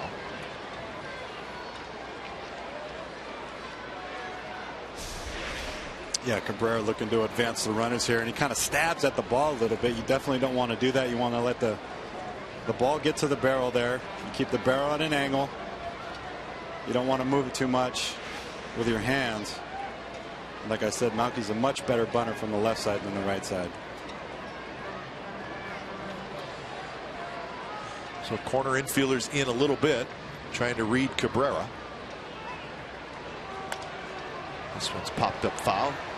We talked about yesterday too, Coco with the man on second, he tried to go down to the right side instead of bringing in the third baseman, and you saw Bonifacio do it today too, where he laid it down to the right side instead of at the third baseman. And sometimes bunters are just comfortable going to one side or the other and not exactly both. So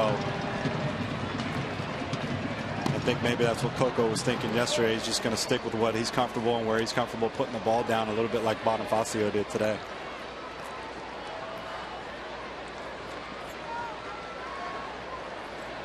Jose Abreu waits in the on-deck circle.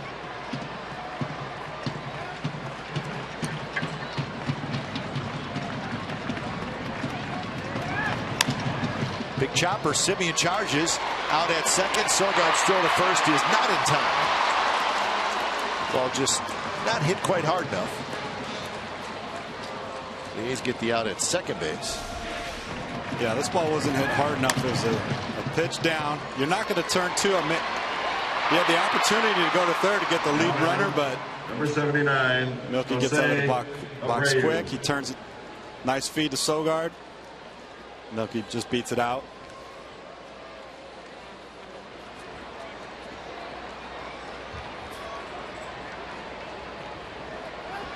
See Milky hitting the backside of the bag there. We talked about that the other day. It's important to hit that front part of the bag. This pitch to Abreu is a fastball outside. And not only is the umpire looking for a visual, but he's listening to hear when that foot hits the bag, and obviously your foot hits the bag a lot quicker when it's at the front of the bag.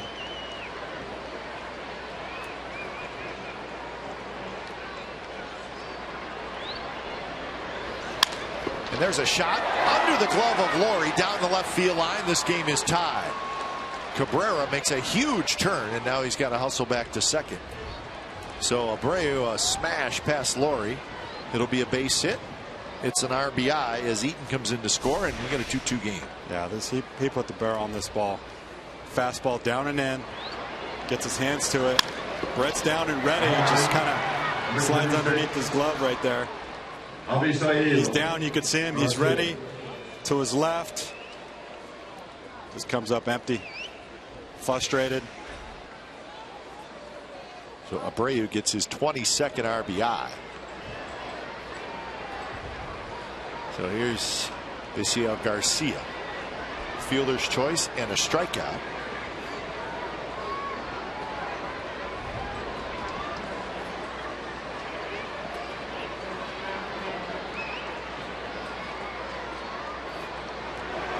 Fastball outside, 2 miles an hour. And sometimes as an infielder, if you get into a funk, what I like to do is, especially for some of you young kids, is try to count every single hop in practice that the ball's hitting. So Gags would hit me a ball, and in the back of my head, I'd say 3 or 4. And that let me know that I was watching the ball the whole way, seeing every hop.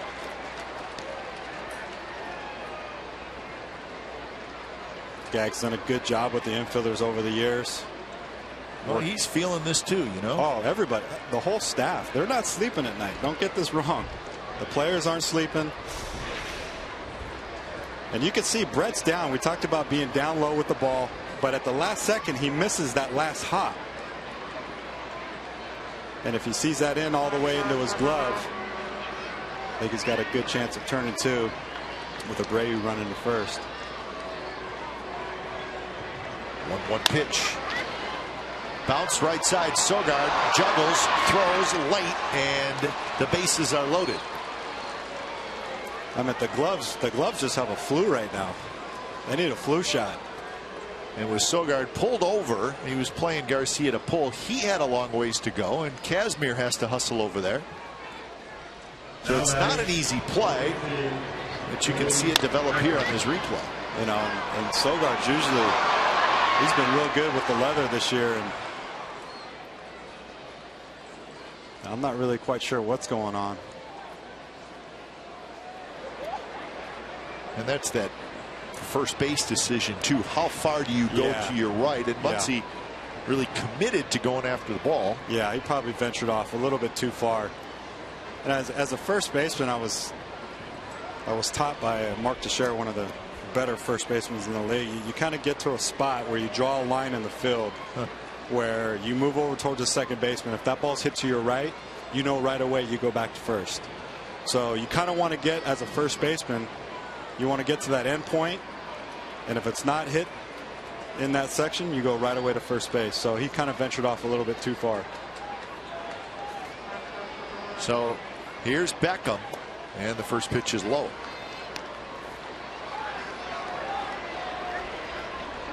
So it is a hit for Garcia. His bullpen is still quiet. And now 2-0.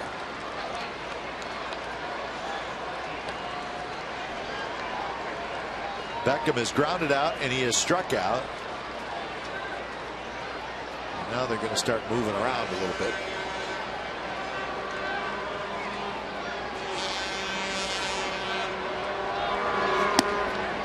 Just a touch outside, and now it's 3-0.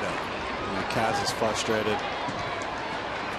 He's not happy with that call, but you can kind of see the frustrating mounting a little for everybody. Got 3 errors on the day.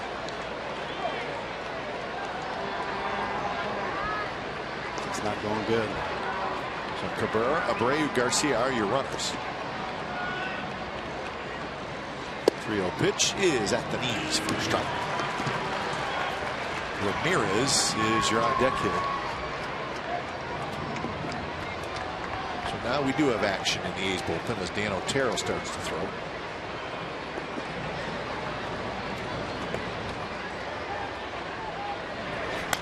Beckham and a good rip. And now full count. A run in for the White Sox. They have tied it here in the 5th.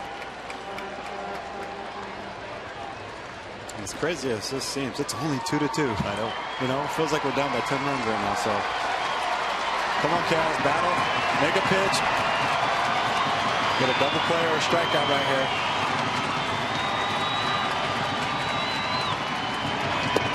here. 3-2, just a little bit low. And Beckham walks. Cabrera trots home, and the White Sox lead 3-2. It was a very close pitch, but just a little bit low. Yeah, comes back with a 3-2 fastball, just low, misses just out of the zone. Good at bat by Gordon right there with the bases full, and he's frustrated. So 3 walks, 6 strikeouts for Kazmir. About to throw pitch number 100. And it'll be to Alexi Ramirez.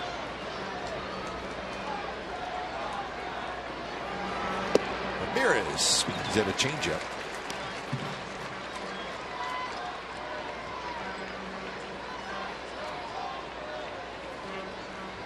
I think the A's psyche right now is being challenged. Yep. Man, this is, you got to fight through this right now.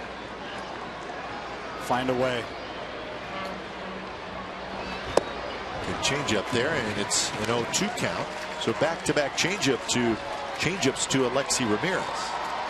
He's had a good one all day today.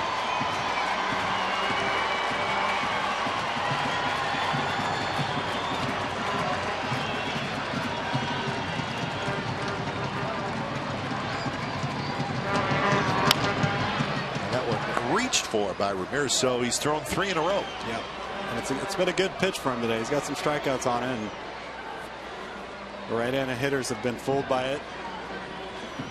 He's got good arm action on it. Like to see him change his eye level right here, change the speed, get it up out of the zone, give him something to think about.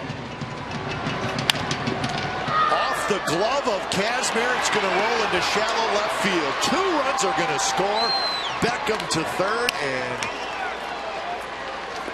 that's the way things are going right there, folks. The way the ball is bouncing. So it's going to go as a 2-run single for Ramirez, and now it's 5-2 White Sox, and that's going to do it for Scott Kazmir.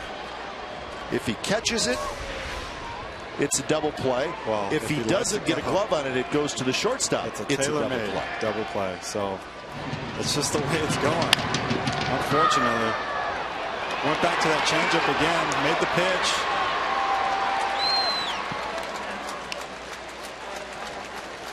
So Kazmir goes 4 1/3 when it's time for change. Think Speedy Oil Change and Tune-Up. It's your oil change, tune-up, and brake expert. Number 61, and Otero.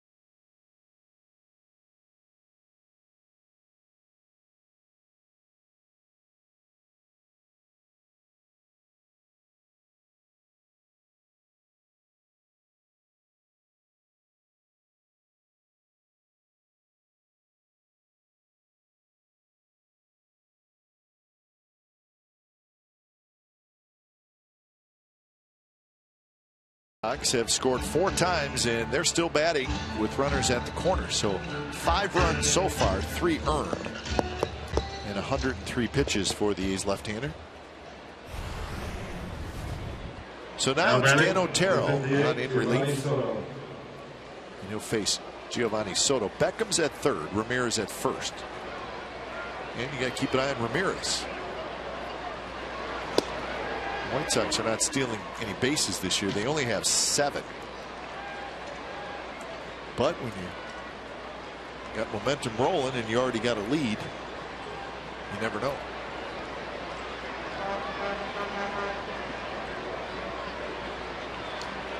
Soto a strikeout and a walk. Lines one foul.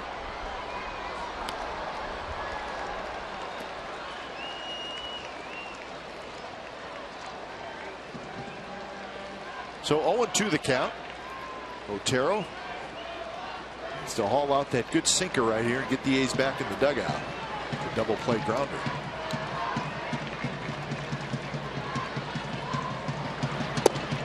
A little bit inside.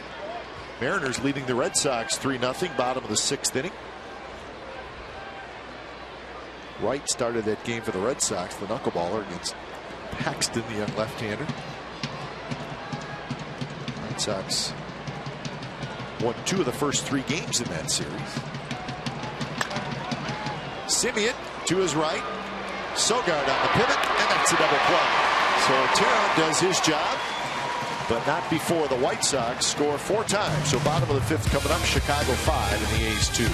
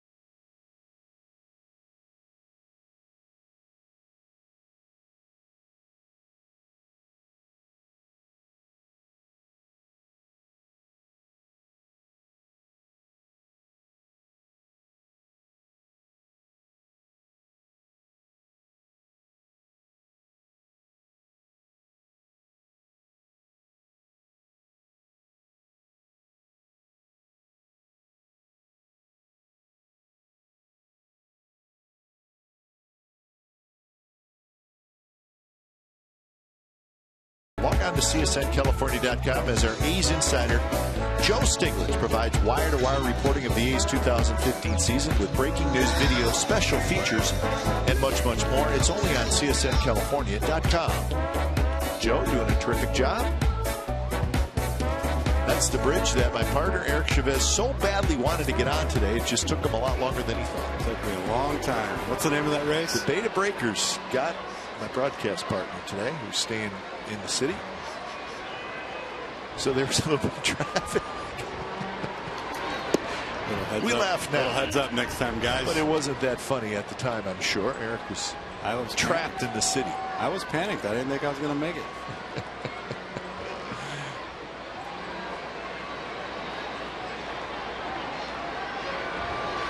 So Samardzija now has a lead.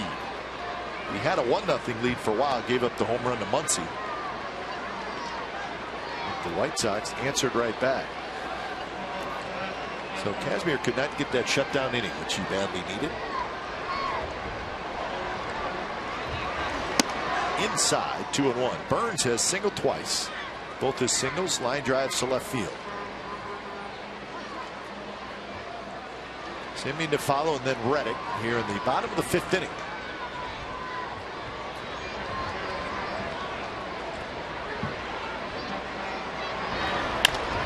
And Burns chops one right over the bag. Sanchez grabs it, but Burns is going to have an infield hit. So Billy Burns is 3 for 3.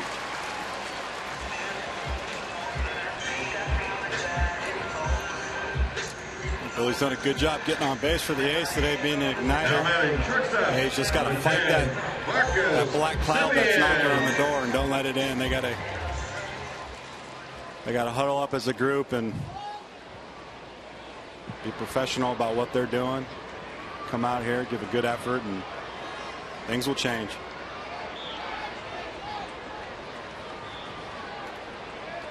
And Burns runs.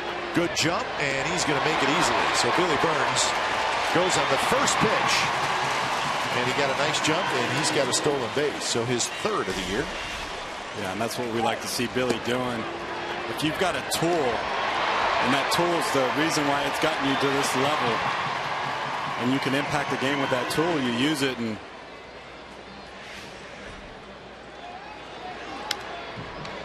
you know, normally when you're down runs like that, you don't like to do it, but the A's got to force the issue, make things happen. It's not, nobody feels sorry for you, I tell you that. Teams enjoy coming in here, rolling all over you. They don't feel any remorse about it. So you gotta fight back and stay positive. And an 0-2 pitch. Simeon swings and misses. So strikeout number 4 for Samardzija. So our true story is brought to you by McDonald's. Couple of early all-star candidates for the A's. Certainly the numbers back that up. Vogt and Reddick. Number in parentheses is where they are. American League ranks. See the batting average, RBIs, OPS. And those two guys, along with Simeon, have really carried the offense in the early going. And really, they've been consistent. Very consistent. That's nice. Big hits, late in games. Staying in there against tough lefties. Reddick, the big double the other night against Rodon.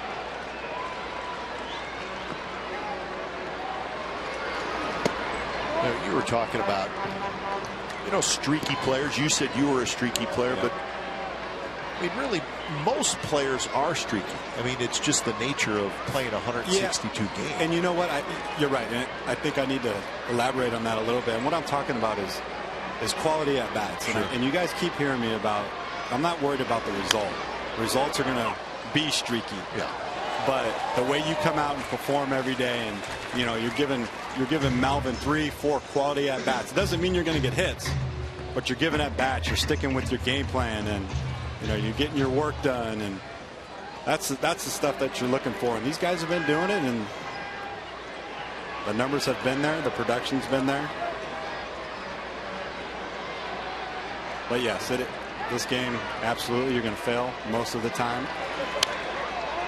So really being streaky, I think being streaky statistically, it's right there all the time. Yes, with the success that you're having in the numbers, but there's more to it. I'm talking about getting involved in the process and giving those good at bats on a daily basis. I threw away too many of them. That's why I say I was streaky. You know, swinging a slider, hit it to second base, and so I mean, you may be 1 for 20, and everybody's going to say, well, he's in a slump. Where you may say, you know what, I'm really not, because I feel pretty good and I'm throwing out good at bats, but right now things aren't falling. Right, they're not going your way.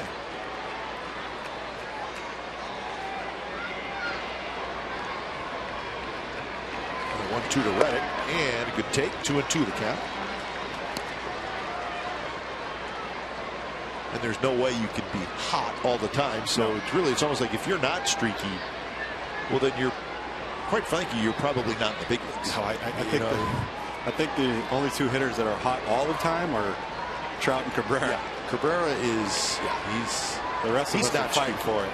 He's just really good. There we go. Ramirez backhands and throws behind Burns. So Burns does a nice job of base running. Ramirez makes a nice play. And Burns is safe, so Reddick is going to have a hit.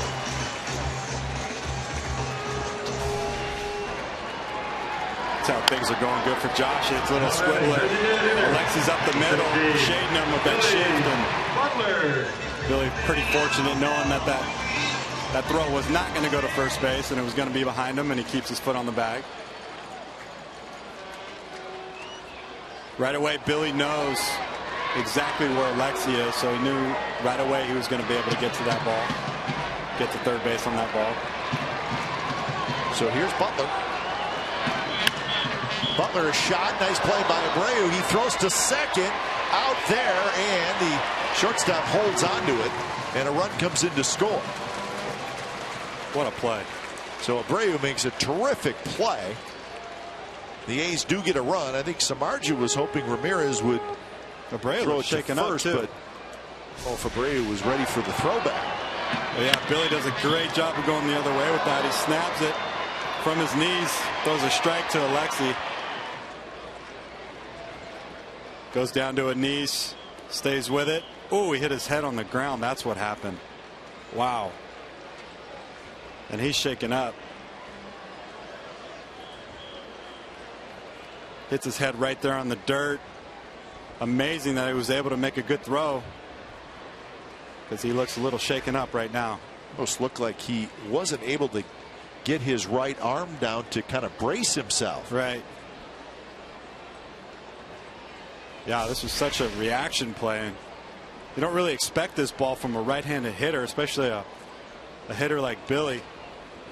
But he hits it right down to his right, goes down, hits his, looks like his eye or forehead, and somehow makes a good throw to second base from his knees.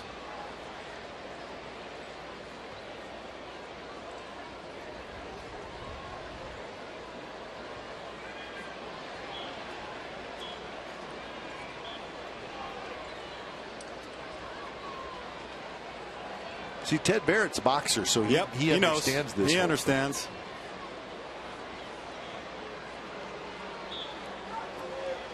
So Butler's going to get an RBI, his 21st. It's now 5-3. And a very nice defensive play by Abreu on a hard hit ball.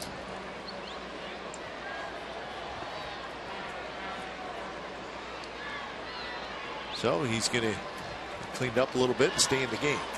You can see what a difference defense makes when you're making the plays. I mean, that ball gets through. You got the run scored, first and third situation, and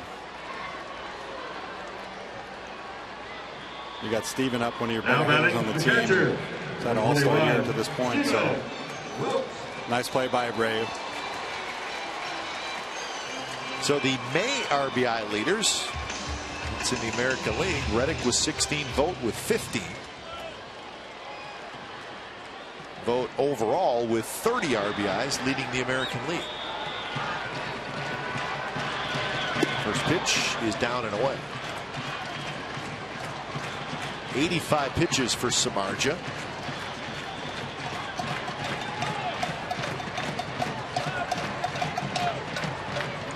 to even get a hold of him right here, tie this thing up.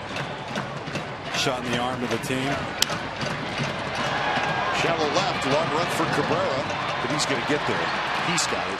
Side retired. So the A's get a run on a couple of hits. So we're through 5. It's 5-3 for the White Sox.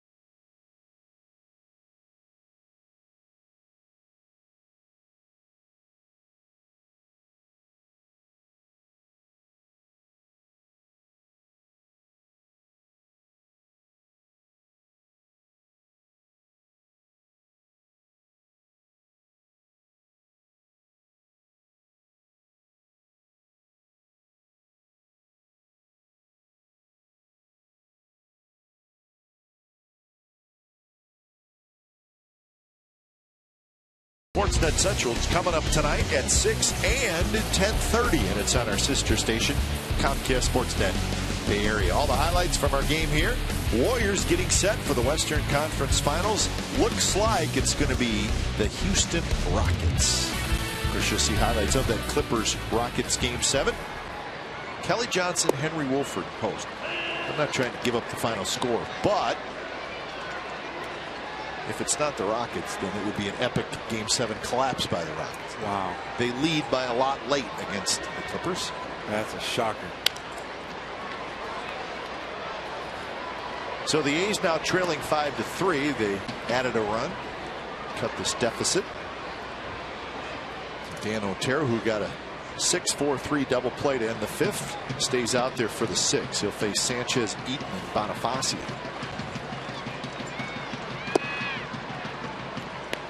So Kazmir 4 1/3.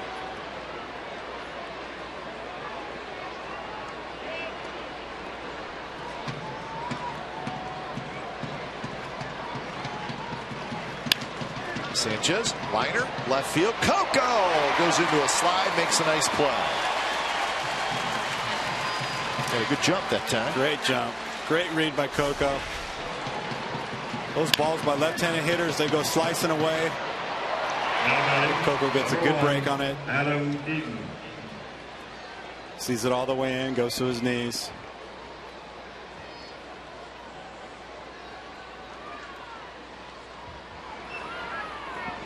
So 1 out, and now Eaton steps up. Adam Eaton's been on base all 3 times. He doubled, then he reached on a fielder's choice, and then he reached on an error. Charge. And that's good communication right there. I mean, it's little, but those are the little things you got to focus on.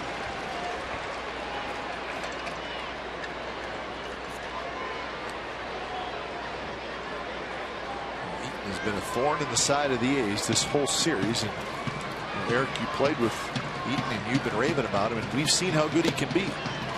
Not this time, though. As a foul tip, he swings and misses.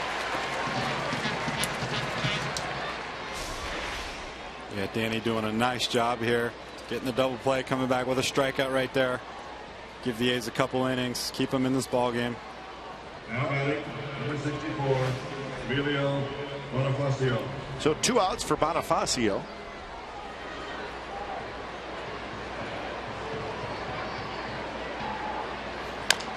Bonifacio, big bouncer. Muncy to Otero, and Otero just was able to grab it, get his foot down on the bag side, retired. So good inning for Otero. Bottom of the 6th coming up. Sox 5, A's 3.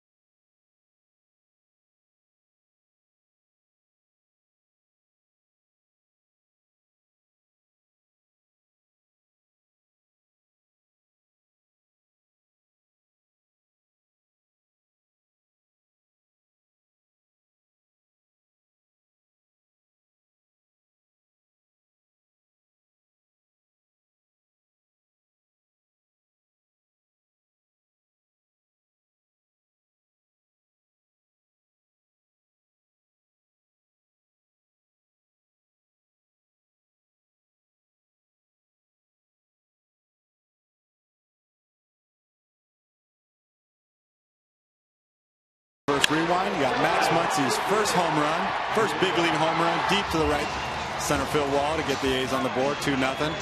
A's with the silent treatment. And then we got Kaz off his glove, Alexi Ramirez. If he lets it go, it's a routine double play ball. And that's just the way the ball's bouncing for the A's right now.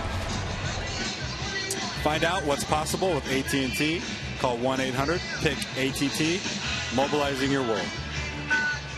Bottom of the 6th, 5-3. The White Sox lead the A's. So still time for the A's against Samardzija. Coco to lead it off. Coco, Laurie, and Muncy are your 3 scheduled hitters against Samardzija, who's sitting on 86 pitches.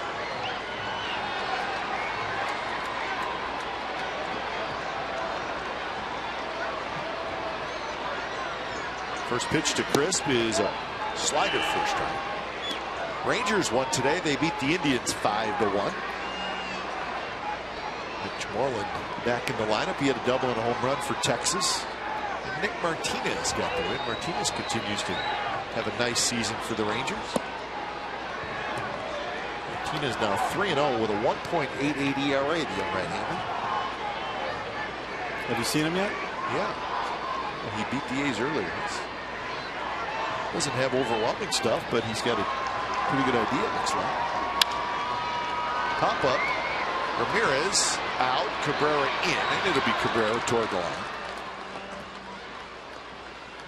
So Coco 0 for 2. He did walk and score in the 4th. So 1 out for Laurie. Number 15. The Rangers will be off tomorrow. They will be traveling as they head out on a 9-game trip. Boston, New York, and Cleveland are the 3 stops for the Rangers, so they'll be gone for a while.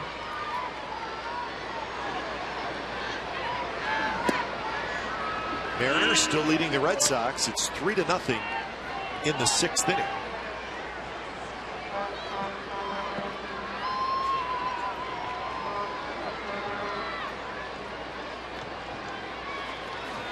Oh, pitch, slider, fouled straight back. Bird had a good cut right there. Looked like a slider up in the zone. Just missed it, fell to back.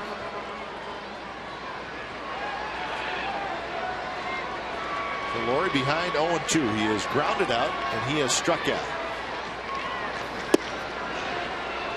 Jeff goes back to that hard sinker down and in that he got him on last time. He may do it again. Who knows? Good. We'll see.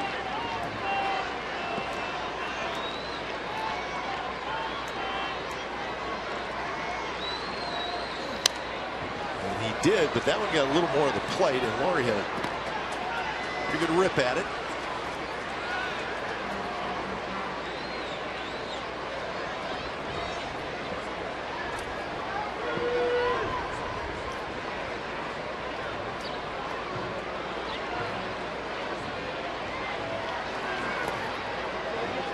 So Samardzija worked that fastball in and then throws the slider away.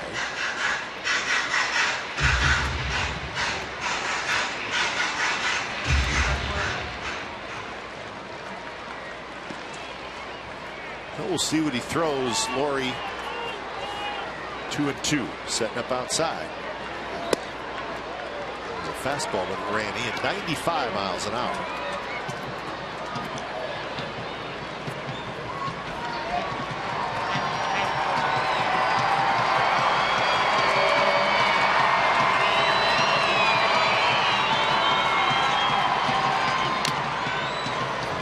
Just got a piece of it, just popped in and out of the glove of Soto. And Jeff's just kept that velo in the low 90s, but when he wants to, he reaches back for that 95, 96. But he's trying to taper it down, trying to become more of a pitcher now, and not a power pitcher.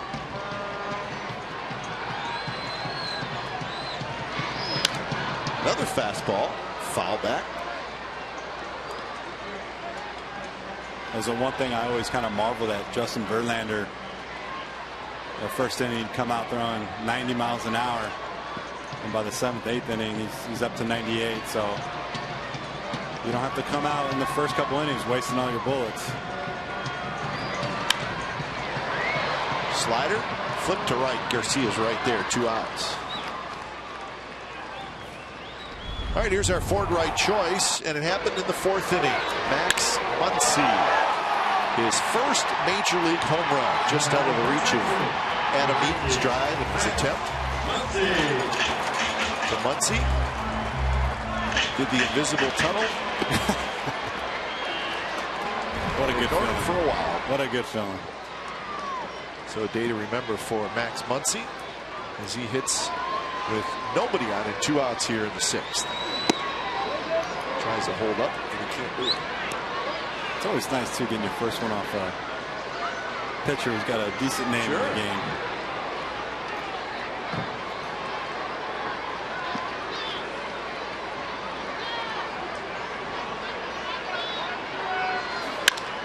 This one's hit high in the air, right center. Hit well, Eaton back, and this one's going to stay in the ballpark right in front of the Xfinity sign. Side retired. So Samardzija has a 3-up, 3-down inning. We're moving to the 7th, 5-3 White Sox.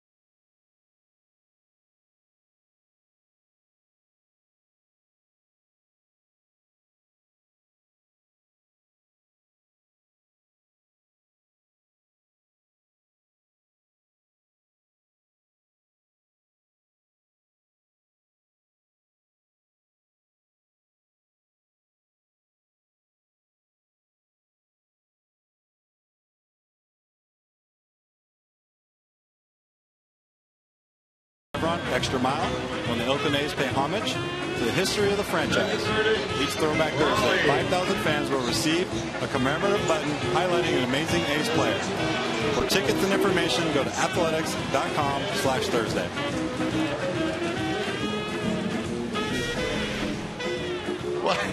Watch this.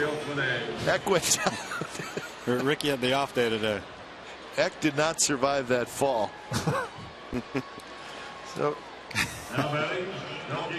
So Ricky didn't win. Eck fell down, smashed the big head against the warning track. Not a smooth race. Cabrera goes after the first pitch, and it's right to Billy Byrne.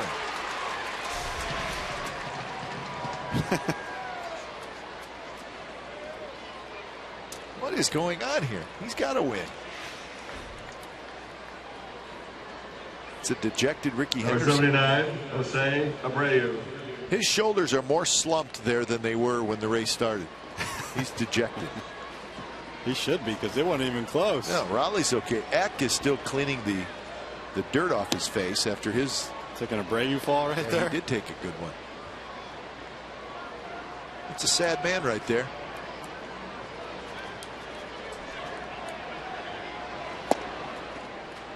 Sick.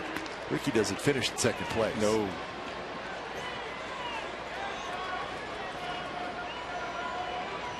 Jose Abreu knocked in a run and scored a run. He's had a good series. He scored 3 runs, knocked in a couple. He's 4 for 9.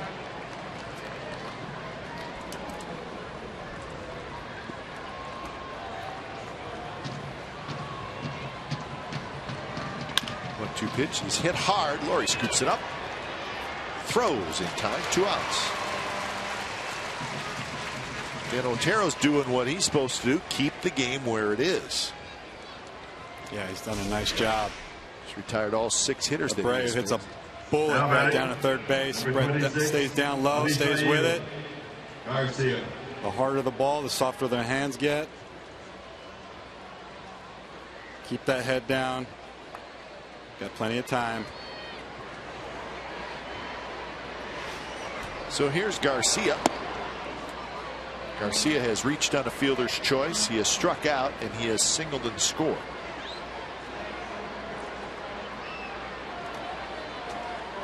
He's 5 for 10 in the series. More action for Laurie. Double pumps, and that cost him. And Garcia, who really runs well for a big man, is aboard. So another play that should have been made. He just double clutched. Yeah. He rolls over, gets his feet in position. He just struggles getting the ball out of the glove. Just that little double clutch. So it is a hit for Garcia, his second. For the White Sox, they now have 8 hits. These have 7. So Beckham will hit. And then we talk about too, Eric Fossey talking about pitchers got to pick up the position players, but all these extra pitches that these guys are having to throw from these miscues is part of the problem. Sure. You know, extra pitches being thrown, turning over the lineup. Better hitters get another opportunity to swing the bat. And all that stuff it's hard to quantify on a stat sheet, but it no question affects the outcome of the game in many different ways. Yeah, you just never want to give away outs. The extra pitches in the bullpen are going to add up at the end of the year. So 2-2 the count to Gordon Beckham. Beckham walked with the bases loaded in the 5th inning.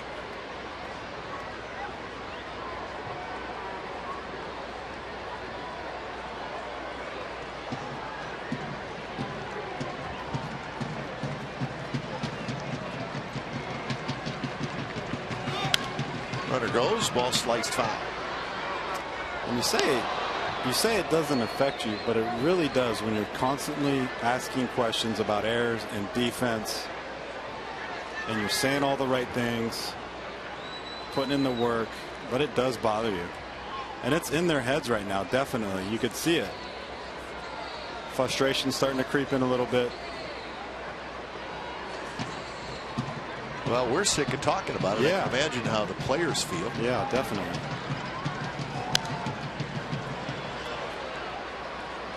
But it is what is happening down in the field. Yeah, it's unfortunate. And right now the A's are behind the 8 ball with the record, and not really sure. We talked about this the last few days. What this team is capable of. Who are they? I think we're going to find out in the next few weeks here.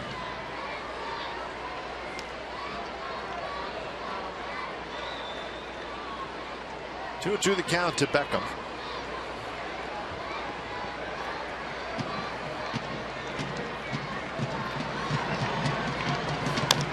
Another foul ball, so Beckham doing a good job of battling Otero.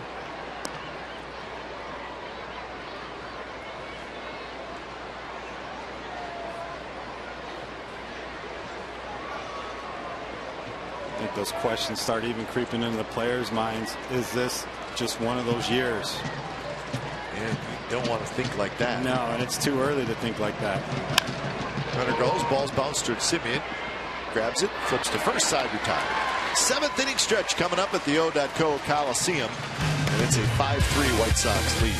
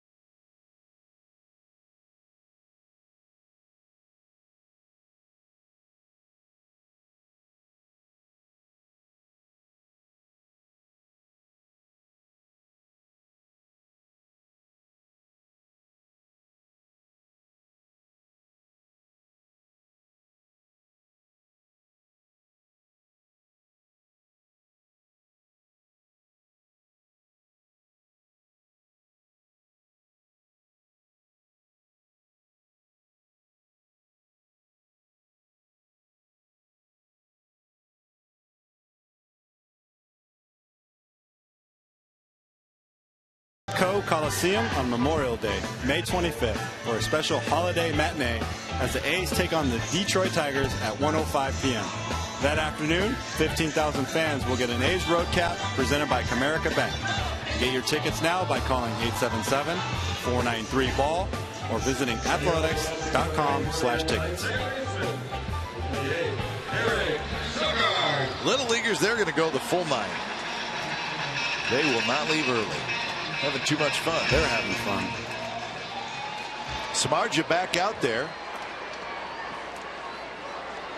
as he faces Sogard, Burns, and Simeon right at 100 pitches. His is driven to right. Garcia gets back quickly and he makes the catch. So 1 pitch, 1 out. Samardzija's season high in pitches. He's hit 113 twice this year. So he's got another inning in him. First pitch strikes, not bad. 18 for 27. 3 walks, 4 strikeouts. Yeah, and the A's definitely took the approach. They're going to be aggressive with him early in the count. Billy's definitely one of those hitters that's benefited from that. He's had a good day.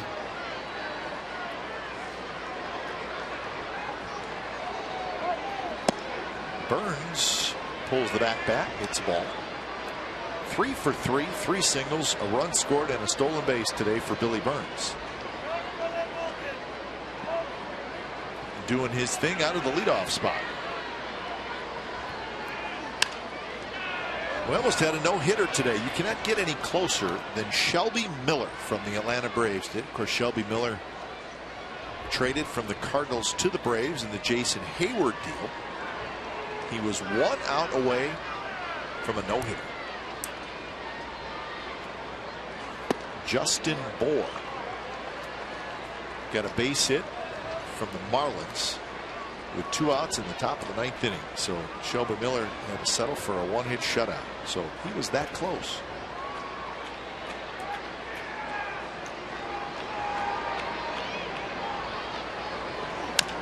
Burns, big chopper. Abreu has it, and that's going to be the 2nd out. See, Eric Chavez can barely walk the streets of San Francisco without people like wanting a piece of him, because he broke up Yosmero Petit's not just a no-hitter but a perfect game with 2 outs in the 9th inning. Yeah, you know what's funny too is about the 4th or 5th inning, and the way he was throwing and making our hitters look. I figured at one point in that ball game, I didn't know it'd be in the 9th with 2 outs, but at one point I'd have an opportunity. And you know, sometimes when you're on the bench you kind of lose focus, but I really locked in on what he was doing and some of the pitches he was getting our hitters out with. And I went back, watched some video, and just ended up having a good game plan, and fortunate enough to dump one in. In your Diamondback days, Garcia cannot quite get it. And I always tell people it was the biggest meaningless hit I've ever gotten. You know, we lost the ball game. Right? Yeah, 3-4 nothing or something. Yeah, but you know what? I mean, listen, nobody wants to get no hit, and even more so a perfect game. I mean, that's sort of the ultimate insult to a lineup. Definitely, definitely. You know, there's some pride in that, but you know, after I got it, it was like, okay, we still lost. You're such a nice guy. The next guy got out, and that was it. But you know what? That's why those things should be really celebrated, because it's a tough thing to do. No question. A lot of luck involved. But Petit really pitched a good ball game that day. We all saw what he did last year in the playoffs with that. Yeah. You hush a crowd too. That's got to be quite a feeling. 0-2. Pitch number 109, and it's flipped to right field. Base hit just over the head of Abreu, the first baseman. So Simeon continues to rack up the hits. That's his 2nd in this ball game. Simeon now has 48 hits on the year. Yeah, this is that boring sinker in off the righties, and Simeon pulls his hands in. He gets jammed a little bit, but that's a good approach. Dumps it in over Abreu, using the opposite field. Really swung the bat really well. I think there's some really good things from Marcus that we're seeing, and I know everybody wants to clean up the defense, and he'll get to that point where he does. Just keep working hard. So Reddick stands in. Reddick has walked, hit into a double play, and single. So 1 for 2. You know, Scribner up. I was in a clubhouse last year with Arizona early in the year where it was not fun. We were losing a lot of ball games, and it was a tough stretch to go through, but you got to keep it together as a club. Stay positive. Pick each other up, play hard, get your sleep at night, go through the same routine. You know, you don't want the finger pointing to start. You got to start using positive phrases. The bullpen's gonna get better. We're going to start playing better defense. They'll let us focus on the negative. They'll be focusing on the positive. Nice play by Abreu. Picks a backhander, steps on the bag, side retired. So the A's get a hit, strand a runner. We're moving to the 8th. Still 5-3 White Sox.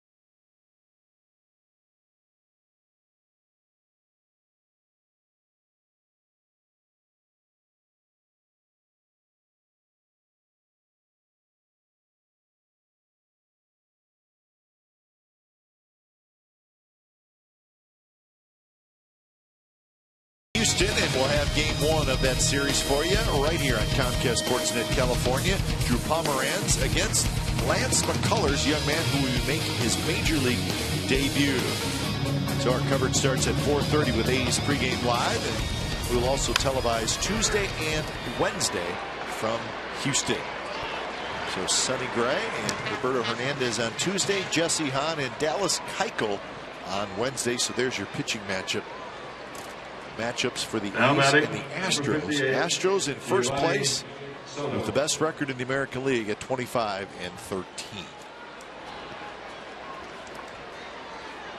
So 1 out here in the 8th. Jeff Samardzija, 7 innings, 8 hits, 3 runs. As I look down at the bullpen, it's empty. Samardzija going back out. I'm sure at the first sign of trouble they'll get somebody out, but he's a horse. He wants to go out there and finish the 8th inning. He's retired 8 of the last 9.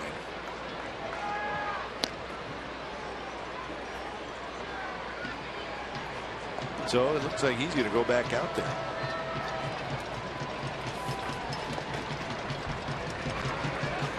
Third inning of work for Dan Otero.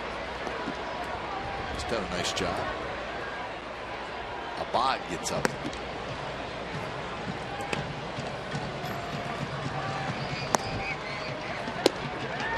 And on the inside corner, Soto is called out on strikes. Second strikeout for Otero, 8th strikeout for A's pitchers. Yeah, Danny doing a good job here, working in and out. Got some good run to that sinker. Maybe Soto looking away, catches him on the inside part of the plate. Got the strikeout call from Teddy Barrett. So here's Carlos Sanchez. Just saw where the Marlins fired their manager. You just showed me that. Yeah, unfortunate. Mike Redmond is out. They have been playing better. Slow start, but they lost today. They're 16-22. But coming into today, only 5 games out of first place. You're in a division where the Mets started strong, but have certainly cooled off. Nationals look like a very good team. Atlanta, not sure about them yet. The Phillies, I think they're going to be in contention. Yeah. So that surprises me. A little quick, I think. We've seen the Marlins do some head scratching things before. Yep. So that's the second manager fired this year. Remember, Ron Renicky got fired by the Milwaukee Brewers. Yeah, not see a name of a replacement in Miami. We just saw the news. I promise you the players feel worse than anyone. I meant Miami was looking like they were going to go ahead and be pretty competitive, and they got off to a bad start, and that really has nothing to do with the manager. I mean, the players will tell you it's all on them. Simeon backhands nicely, straightens up, throws, and Muncy cannot quite dig it out. Not an easy play, a backhand and a fairly long throw for Simeon. Yeah, Max has done a good job of picking balls in the dirt today. Mark Canha's done a good job too. Marcus goes to his right here. We talked about his range. Kind of gets that ball and hits it in his glove, and right here he pulls it out, puts it back in. I don't know if it slipped out of his hand. You'd like to see him just pull it out, get a good grip, and make a good throw. All right, pitching change when it's time for a change. Think Speedy Oil Change and Tune Up, your oil change tune-up and brake experts.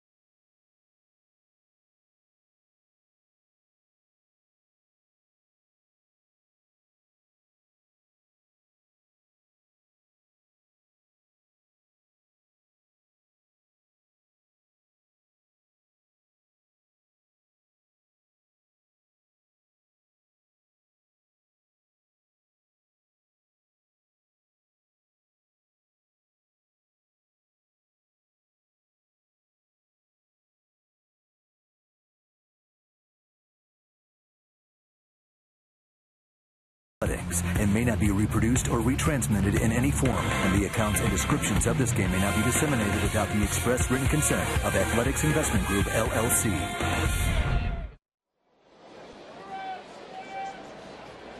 5-3 White Sox lead. Fernando Abad comes in. Third straight game that Abad has pitched. He's trying to get Eaton, so lefty on lefty. And Eaton bunts, and that's a good one. And the throw. Sogard gets his foot down, and what a play by both guys on the right side of the infield. Muncy and Sogard. And boy, that looked like it was going to be a hit for sure. So nicely done by Muncy, the first baseman. Sogard, the second baseman, just gets his foot down.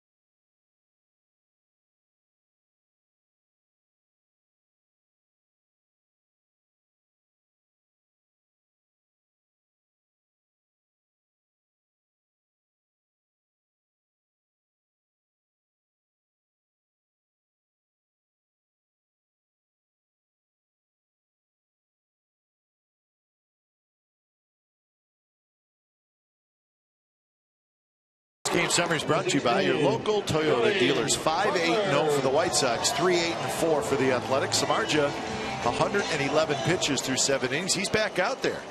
Scott Kazmir knocked out in the 5th, and Max Muncy with his first career home run. That happened in the 4th inning. So 5-3, and Samardzija. And I like the fact that they're sending him back out there simply because he's pitching well. Yeah, he's in a groove. Yeah, and they're obviously not afraid of that 100 pitch count that kind of around the league right now. So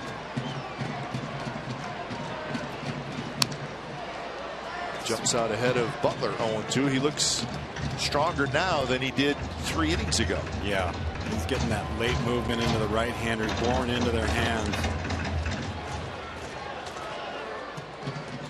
So such a competitor. Yep.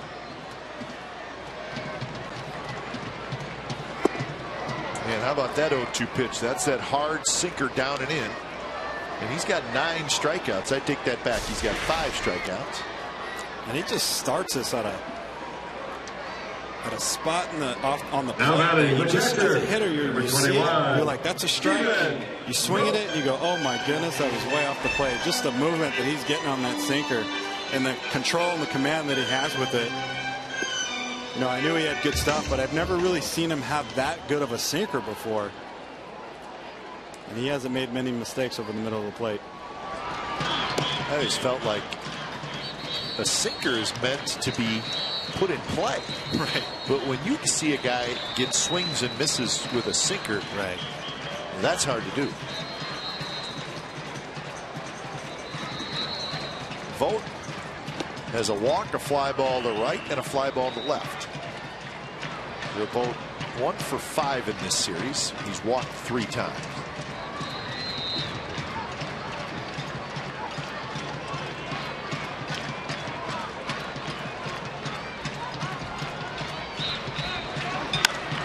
Popped up center field. So another good pitch just got in a little bit on Vogt. So Samardzija is pretty locked in right now. So 2 outs for Coco Crisp.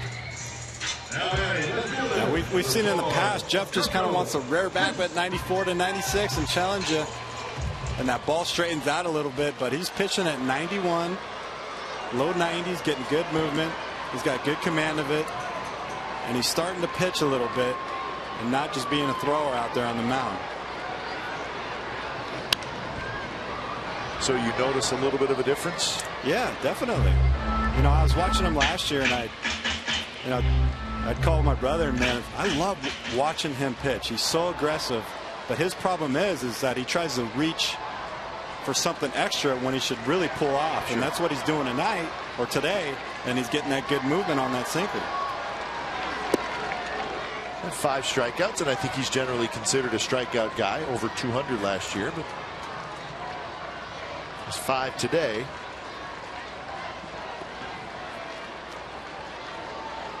Fair amount of outs in the air. And there's going to be another one on the infield. Sanchez fighting that sun, which is now out a little bit, and he's got it side retired. So that's a 3-up 3-down inning in the bottom of the 8th. So Samardzija has settled in nicely, and he's been very good.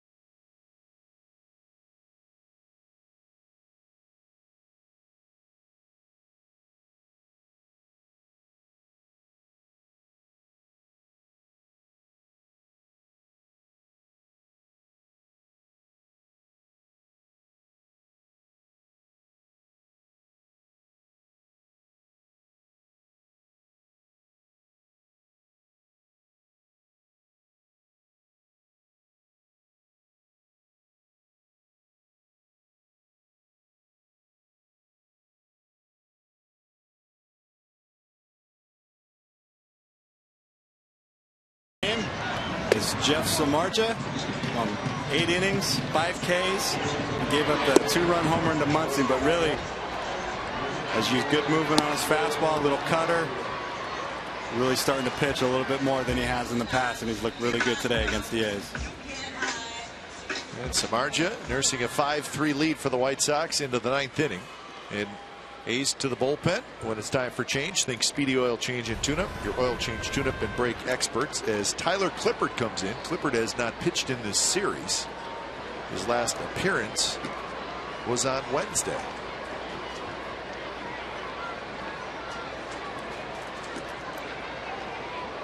So he'll face Bonifacio, Cabrera, and Abreu. First pitch, fastball, first strike.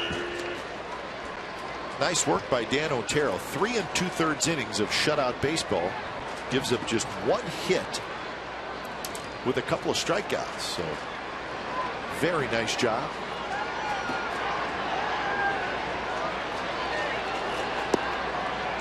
Bonifacio thought about doing that slap hit on the move out of the batter's box thing. Then you'll see a couple of players do that. Ended up being called a strike.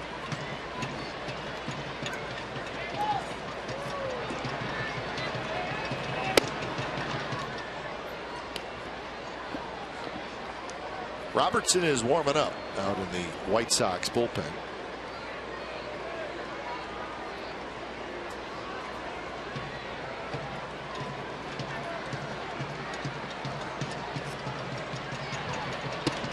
That change up way high. See where your old friend Joe Blanton is back in the big leagues. Is he really? The Royals called him up. No kidding. Yep. Signed a minor league deal with Kansas City, was in the minor leagues, and just got called up. Good for him. Starter or in the bullpen? That I'm not sure. But back in the show, Big Joe.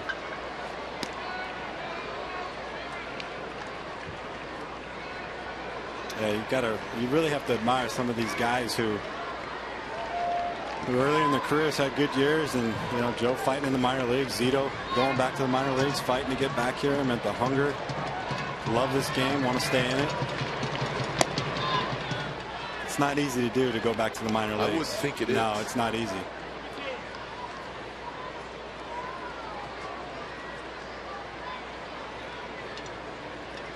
Rick Gentry was called back up today. He was in the minor leagues for a little while.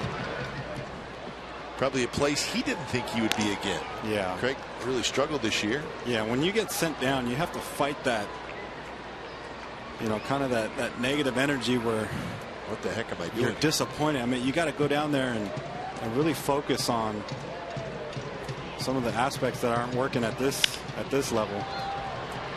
Billy Burns moving over into right center, and he's got it. There'll be players who go down there and kind of go through the motions, and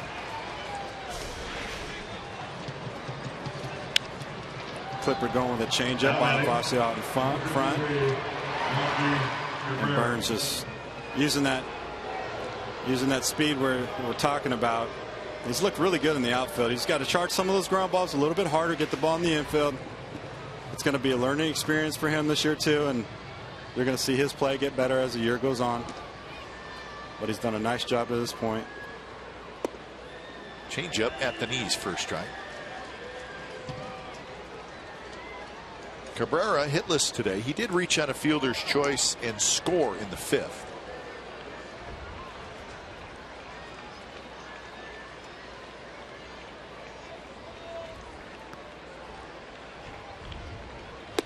The A's using Clippard in a game where they're trailing going into the ninth inning, but Bob Melvin's trying to keep his closer sharp, and sometimes you maybe do unconventional things. Yeah, he said he hadn't pitched since Wednesday. Cabrera toward Reddick. Reddick will play it on a hop. Cabrera gets his first hit today. Nice job by Josh to get to that ball and get it in.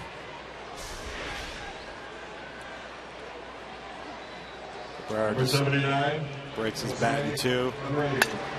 I don't know if that was on the end. It looked like it was on the barrel. Went flying.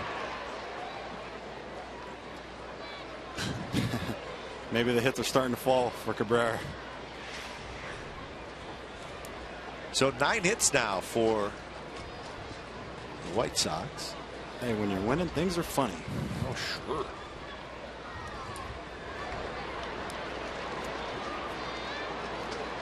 And if they win today, they'll be back to 500. I think a big step in this year for Abreu. They were talking about Robin a few weeks ago and putting a little bit of pressure on him, and Abreu came out and stepped up and said, nope, that's our guy. He's done his job. We haven't done our job as players. And look at them now. They're one game away from 500 and playing some good baseball. First pitch up and away to Jose Abreu. That's definitely what you want your team leaders to do. Take responsibility, speak up, have your managers back, your coaches back. Take the blame on yourselves, because you're the one playing on the field and you're responsible for it.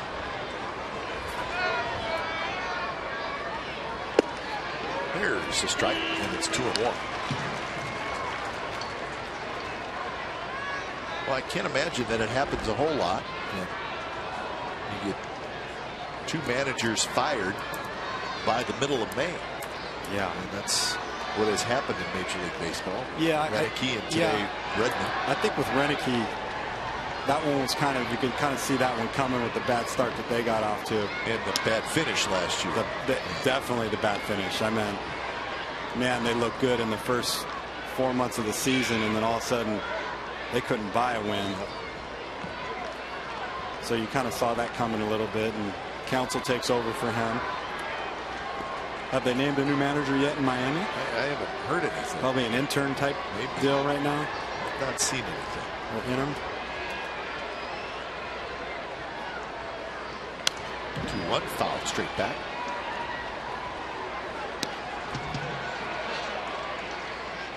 You know, this White Sox team, they're not even hitting the ball at the park yet. And they will. And they will. In that park, with their hitters that they have. I just love the way Robin goes about his business, though. I mean, very calm. Heard really good things about the way he handles down times and how positive he is with his players. It's good to hear. The White Sox last in the league in home runs. They've hit only 22 so far this year. He's a lot different than Ozzie, isn't he? Ozzie Guillen? I would say that's about as different as Yin and Yang. No, I love the way he played too, man. Good third baseman, a lot of home runs, a lot of grand slams. Hooked foul off the facing of the luxury suites. One of those areas where you're just not going to see a lot of foul balls. Unfortunately, I think Robin's known for the charging of. Yeah, that's not a great thing to be known for. Nolan Ryan. And Nolan put him in his place. Nolan got him. Respect your elders. That's probably what Nolan said. Absolutely. And Abreu strikes out a 2-2 fastball. So 2 outs here in the top of the ninth. Yeah, Tyler's just very tough on hitters. He's got that yo-yo changeup, and he's got the height, the arms, the legs coming at you, the windup. And he throws in the low 90s, but that looks like it's coming at you a little harder, and his changeup keeps everybody off balance. By that stat we saw earlier, the left-handed hitters are 0 for the season.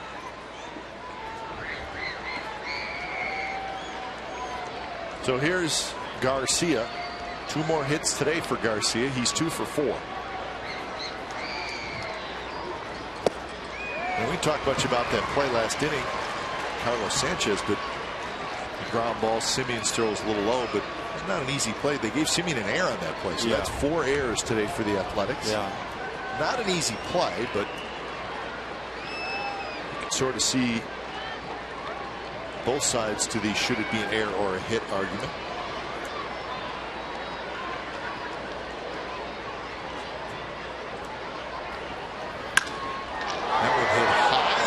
Center field and well. Burns going back, and it is gone. Pretty impressive right there. Wow. Garcia with a 2-run homer to deep right center field, and now it's 7-3. He's put on a show this weekend, I'll tell you that. 23? He's 23? 23 years old. My goodness.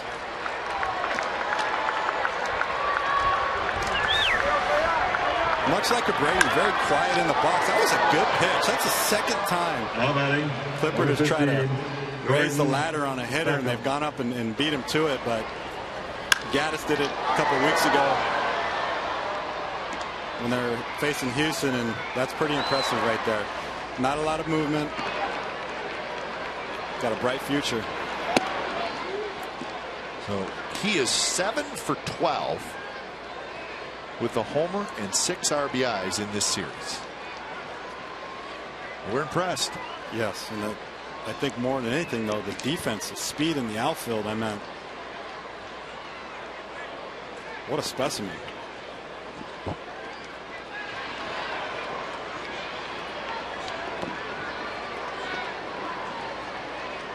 One pitch to Beckham is low, 2-0. Turned into a fairly high pitch inning for Clippard, sitting on 21.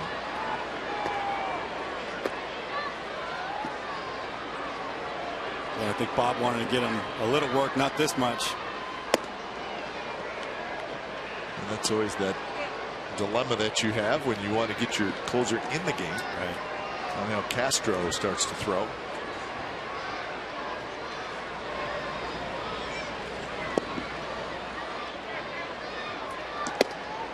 .30 pitch right in there. First strike to Beckham, who's 0 for 3 with a bases loaded walk.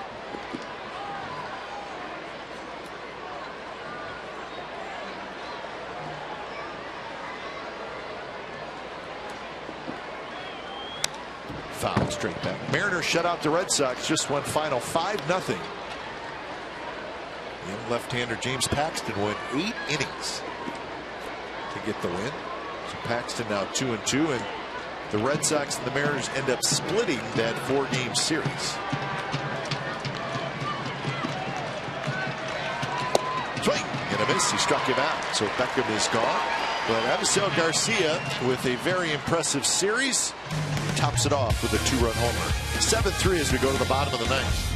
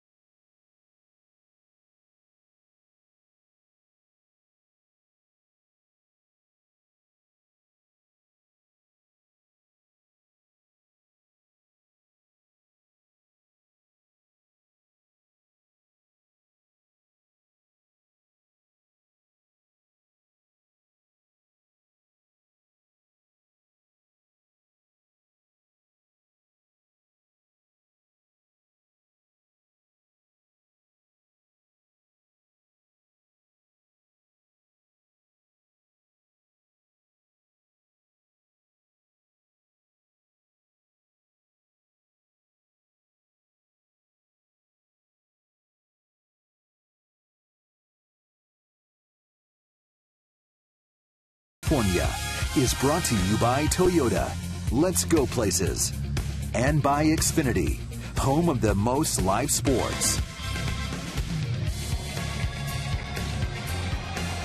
So nice crowd this afternoon, 33,195.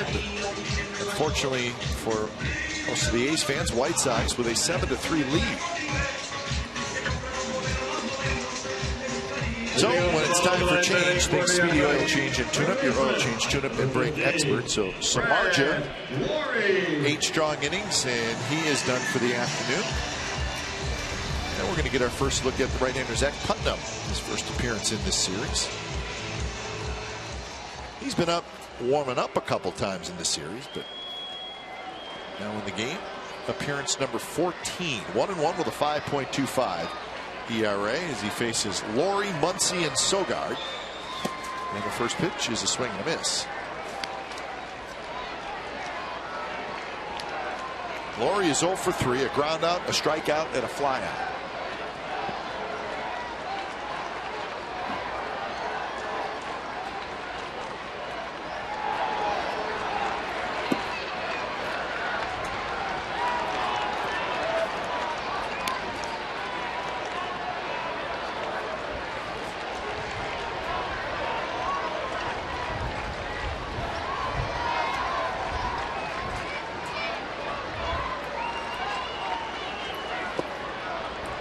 Changeup is low. So the Astros won today. The Angels lost. The Mariners won. And the Rangers won. These will see the Astros tomorrow night in Houston. Astros going to the minor leagues to call up one of their top prospects, Lance McCullers Jr., a right-handed pitcher, and he will make the Major League debut against the Athletics tomorrow in Houston. So Astros fans will be geared up for that. 2-2 pitch, changeup, and a good one. And Rory strikes out for the second time.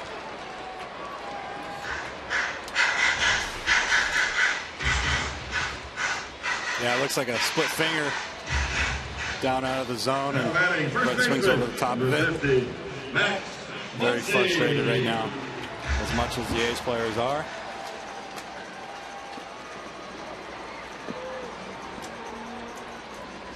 So Muncy steps in. Disappointment on the scoreboard today for the A's.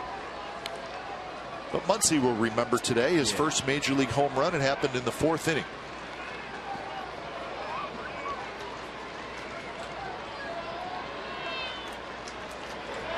Towering drive to deep right center field.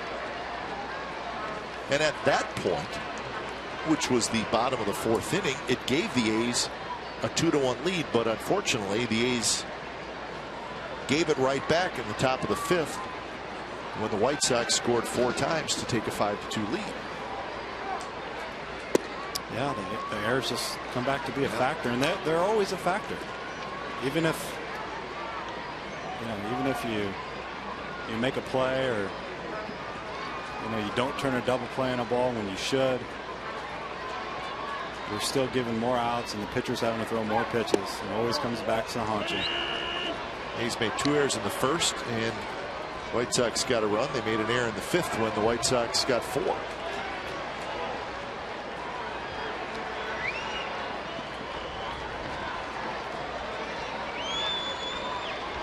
So 2-2 to Muncy with Sogard in the on-deck circle. Lays off that pitch. These two teams will not see each other again till the month of September. A's will be in Chicago September 14, 15, 16, and 17. So a 4-game series. Middle of September. That's the exact same time the A's were in Chicago last year. Putnam reaches down, grabs it. He'll underhand the first for out number 2.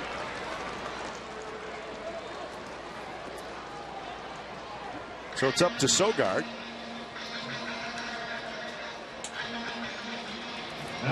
Second baseman. So Sogard has struck out a couple times today, and he is also lined to right, so he's 0 for 3. That youngster's hanging in there. Rally cap down by 4, 2 outs, nobody on base. It's a good effort by that young man. But tough times right now for the Athletics. Sogard swings and misses. That's been a good pitch for Putnam in this inning. Lots of downward movement.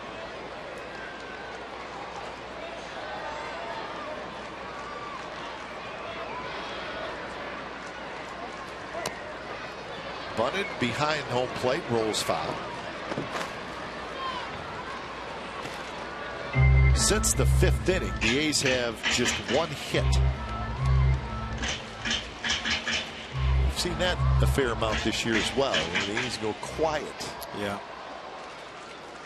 When they face good pitching, Keuchel came in here and shut the door, did a good job against them. But for the most part, they've been swinging the bats good. Right to Ramirez, who scoops it up.